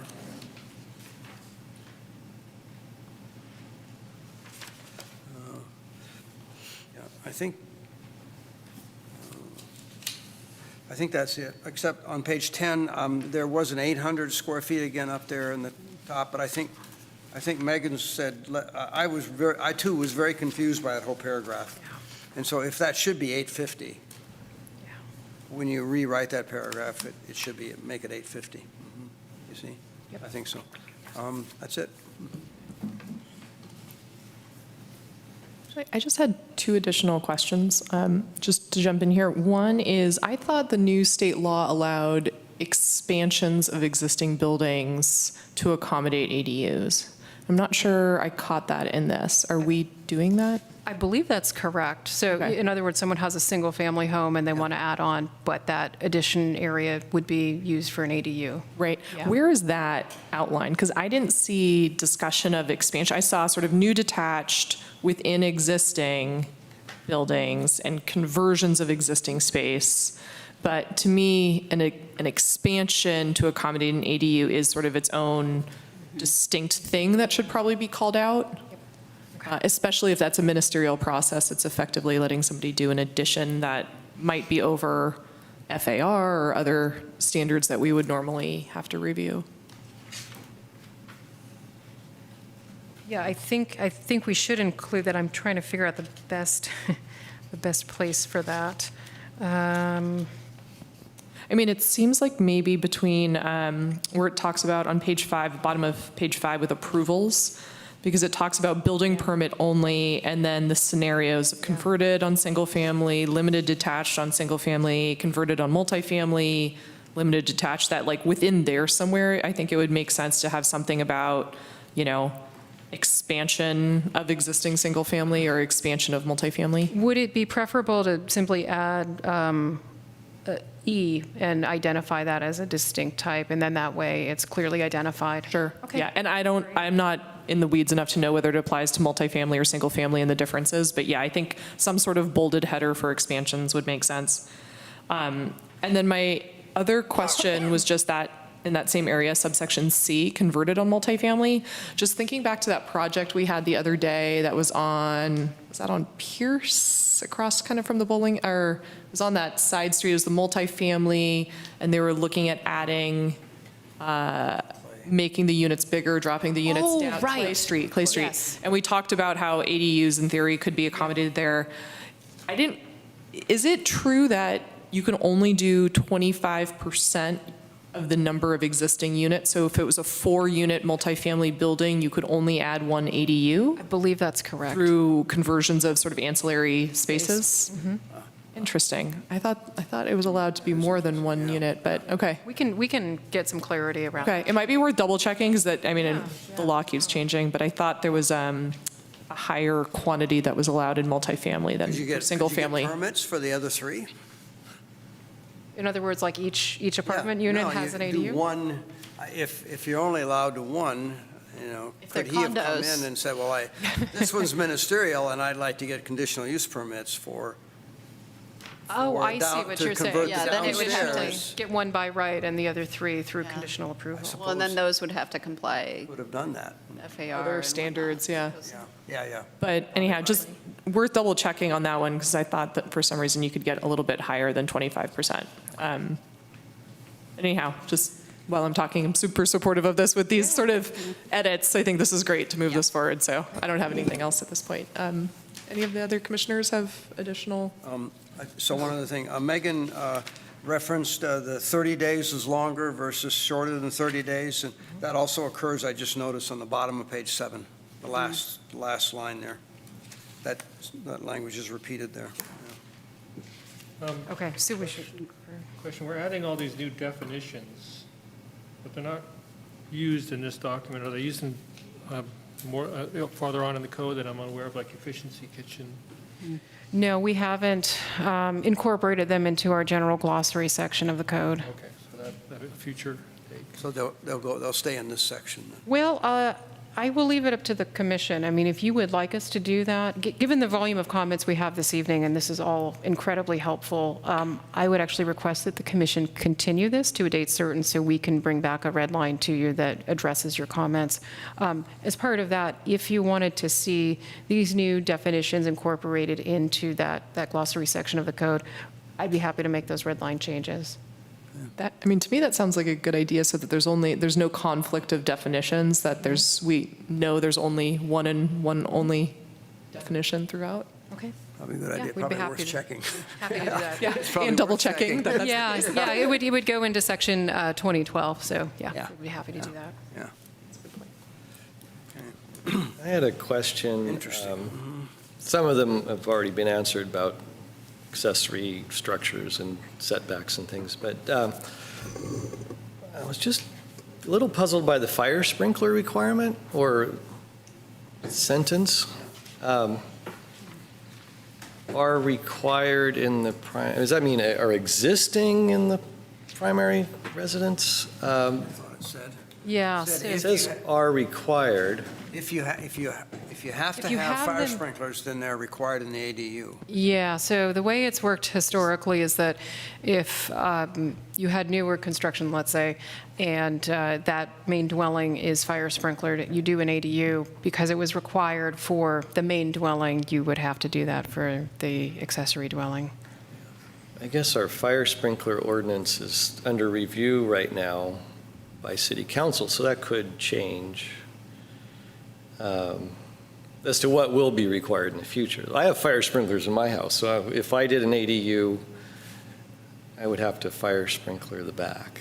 That's what I was, yeah. Same. But you know what, that's going to be really burdensome. Yeah, when we In fact, maybe really kind of a deal killer. It could be, if you have to size your water line for that. That's what you do. Yeah, we got to a point in 2015, before those regulations took effect, and the fire department at the time was requiring fire sprinklers. We had a fairly extensive conversation with different applicants at that time to kind of understand the cost estimates, the meter upsizing, if that was going to be required. And we kind of got to a point where it wasn't always required. I think there was some flexibility in terms of making exceptions depending on the scope. They figured out a way to let you have bigger pipes in the house, so you're storing water in the pipe. You can have a smaller pipe coming in. Yeah. Well, here's the example of my house. The system was designed specifically for that house with that capacity of water. So if we have to add to that, something has to change, and maybe it's the pipe to the street, and maybe it's probably the pipe to the street and the meter, potentially. And if you have to replace your meter, then it's really expensive. Yeah. So, I mean, that's kind of an impediment. So is that a state requirement, that clause, or is that? Yeah, this came directly from the state law. Okay. I'm stuck. But I completely hear exactly what you're saying, because when we went through this a few years ago, I mean, we had one resident, he contacted at the time, I think 10 or 11 different companies to understand not only the costs of the installation, but the different kind of pipe sizing, sprinkler heads, that kind of thing. And it really varied from about $5,000 as the cheapest to $15,000 at the high end. And this was for a 350 square foot ADU. So it adds significant cost if it's required. I mean, would there be some other workaround or other way to, I don't know. Could we request that staff take another look at that set of issues and yeah, come back the next time? We can talk to, our legal counsel and the fire department, see what other flexibility we have. Because you could have side-by-side houses that are essentially equal, and one would not have a sprinkler requirement, and the next door house would, depending on the age of the house. I mean, in terms of square footage and things like that. The age of the addition, really, yeah. Because yours was triggered when you did. We were over 50% on the remodel of the remodel area. So it wasn't new construction, but, so I don't know, something to think about. There. Okay.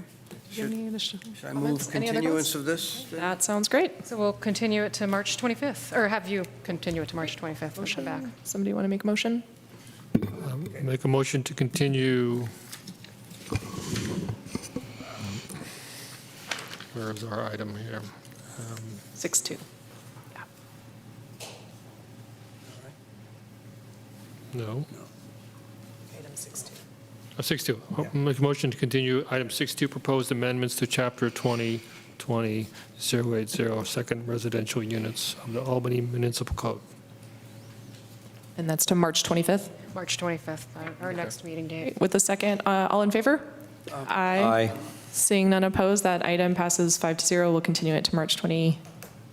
25th. There we go. That takes us on to item 6-3, proposed amendments to 20-20-.040 home occupations. So this is a resolution of intention to take a future action to initiate the code requirements related to home occupations. In brief, AB 5, which went into effect on the first of the year, basically resulted in an increase in a lot of independent contractors having to come to the city to obtain a business license to provide to their employer. If they provide an address that is their residence, they are required by code to get a home occupation permit. It adds some additional cost. It doesn't add any time, but in looking at that, we've realized there's not a lot of value added. It's kind of an antiquated relic from the 50s that I think was intended to kind of preserve neighborhood character at that time, and given how we work in 2020 and in the current conditions, it's pretty common for people to telecommute and work remotely, and so I expect that to continue. And so this is really just creating a kind of a bureaucratic hurdle for residents who work remotely or have these contractual positions. Great. I don't have any concern. This seems to make sense. So, for example, it would be an Uber driver or something like that. Well, I'll give you the specific one that has actually driven this particular effort. We had a woman who was a language interpreter, and she works remotely. She's often, she has to go to events or hospitals or that type of thing. But she's based out of her house. She gets assignments from her employer in Oakland as an independent contractor. When she came in to get her business license, realized she had this extra requirement. It did not go over well. And it kind of did raise the question, if she's not using her home for business, in other words, she's not providing services at her house, she's doing it in Marin County in Oakland, why do we have this? You know, it's not, there's no impact to her or her neighbors based on her employment. I know it's late, but can I make two comments? Let's see. When we worked on this ordinance, I remember it a long time ago, I guess. We had a huge discussion here about music teachers coming in. I mean, we had a room full of music teachers who worked in Albany and everything, and they did not want to be getting music lessons in their homes, and they did not want to have to comply with this. So they were exempted. That special group. It was very interesting. So anyway, it was a big deal when we did this and passed it. And then another comment I'll make. In 1985, I got a home occupation permit because I left my environmental consulting firm and I was out on my own, and I set up a home office and got that. And there were, for that first year or two there, at 2 o'clock in the afternoon, I was like the only person on the block, just about. Everybody else was at work. And that was the early days when computers were new. You could have an office without having a secretarial staff or a support staff. I could pretty much do it independently with a phone and a word processor. It was a different time, and it just wasn't that long ago. And now people work from home all the time. Yeah. Just a comment. So I'm missing the point, though. Aside from getting the permit, what other burden is? They are still required to get a business license through the finance department, and that's a taxation requirement, and that's as simple as just coming in, filling out the business license form, paying the fee, and getting it issued on the spot. We have to do that for dozens of cities. Yeah. Business taxes based on volume of revenue or anything like that? Or? I'm not exactly sure how it's done. I know it's set in the master fee schedule, which I'm not going to speculate much further than that, other than the finance department does set it within the master fee schedule. And just hypothetically, is there any home occupation that should be regulated? I mean, just anything out there? I mean, I would think there's quite a few that they could start doing at home, like mechanic. Nope, that's prohibited in the code. So what uses that are prohibited that would have an impact are going to continue to be prohibited. So animal boarding, auto repair at the residence, those types of uses. Really anything where anyone's coming to your home, that's prohibited. Yeah, it's generating traffic and it's having impacts on adjacent neighbors. This is really about you being on your computer at home. Yeah. Okay. And it's exempting all of those folks. And it's addressed in the sign ordinance, too. You can't have your big business sign on your living room window. You know. So animal boarding, so if someone takes care of a dog for pay? Yes. Music teacher, except. Yeah. So I would, well, do you have more comments? I was going to move for approval. One, being an architect, if I work at home, let's say I move out of my office, move home, my spare bedroom, and become a practicing architect at home, how is that? So you could do that. You can do that. It's similar to any other of these things. I wouldn't need, I would still need the business license. Still need the business not home license, but not a home occupation. occupation permit. Okay. Just makes everything simpler. It sounds Yeah, very same thing, for simplified your general construction, if you used your home as your business address, but obviously you're doing construction on other people's homes. But could you have conference room meetings at your house? I think you can have up to 1 or 2 visitors a day, so if you had a client come to your house. There are ways around that. That's acceptable. Okay. I would move to approve, is it 6-3? 6-3. 6-3, resolution of intention to amend the home occupation ordinance. I'll second. Great. All in favor? Aye. Seeing none opposed, that passes 5-0. Takes us on to item 7, new business, of which there is none. Item 8, announcements and communication. We've got item 8-1, San Pablo Avenue specific plan meeting for March 30th. Yeah, I'm going to keep everyone posted on that. Given where we are right now, there's a high probability that this may be postponed. Great. I'll have more information by the end of the week, but right now it's very tentative. I would encourage us to postpone. Yeah, it's non-essential, so. And just out of curiosity, has there been any discussion about postponing the next Planning and Zoning Commission meeting? So that's a very timely question. We are going to have a meeting tomorrow to kind of better understand what's going to be essential, what we may, either postpone or if we go to some sort of reduced schedule. Or Zoom, could you do this remotely? So Boring. this is interesting, and given the late hour, I don't want to take up too much of your time, but apparently the Berkeley City Council did that last night, where their council members they got on their computers, they live streamed in, and I guess it worked. My only concern would be sort of Brown Act with public comment. I know we Yes. were having a lot of conversations about that, and technically, if you call in remotely, then that becomes a public meeting place. of which you have to notice surrounding that location and allow public comment from that location, and I think it's complicated very fast. I believe wherever wherever you take that, or that elected official takes that computer screen, that has to be published as part of the agenda 72 hours in advance. Yes. Yes. Very formal Yes. process. Then. So. Yeah. All right. Great. Well, we'll look forward to having you keep us posted on that. Item 8-2, Albany Hill residential update. So TrueMark sent us a very brief email last week to say they have withdrawn from the project. And so You right haven't now, met with them to follow up or anything? No more? no, it was 2 sentences. It was, "We've withdrawn from the project. Thanks for your help," and that was it. I have a question. So I learned that while the application was in process, we could not amend our hillside zoning code through a ballot initiative. We couldn't even start the process. But now that that's withdrawn, is that a possibility? That's now a possibility then? It's not only a possibility, it's going to be going to the council in April. We intend on doing a background report and proceeding with that. I think we'll lay out a couple options in terms of how we proceed, but I think the benefit of actually going through that exercise was that it really reinforced that a project that meets the intent of the code is not something that is really desirable.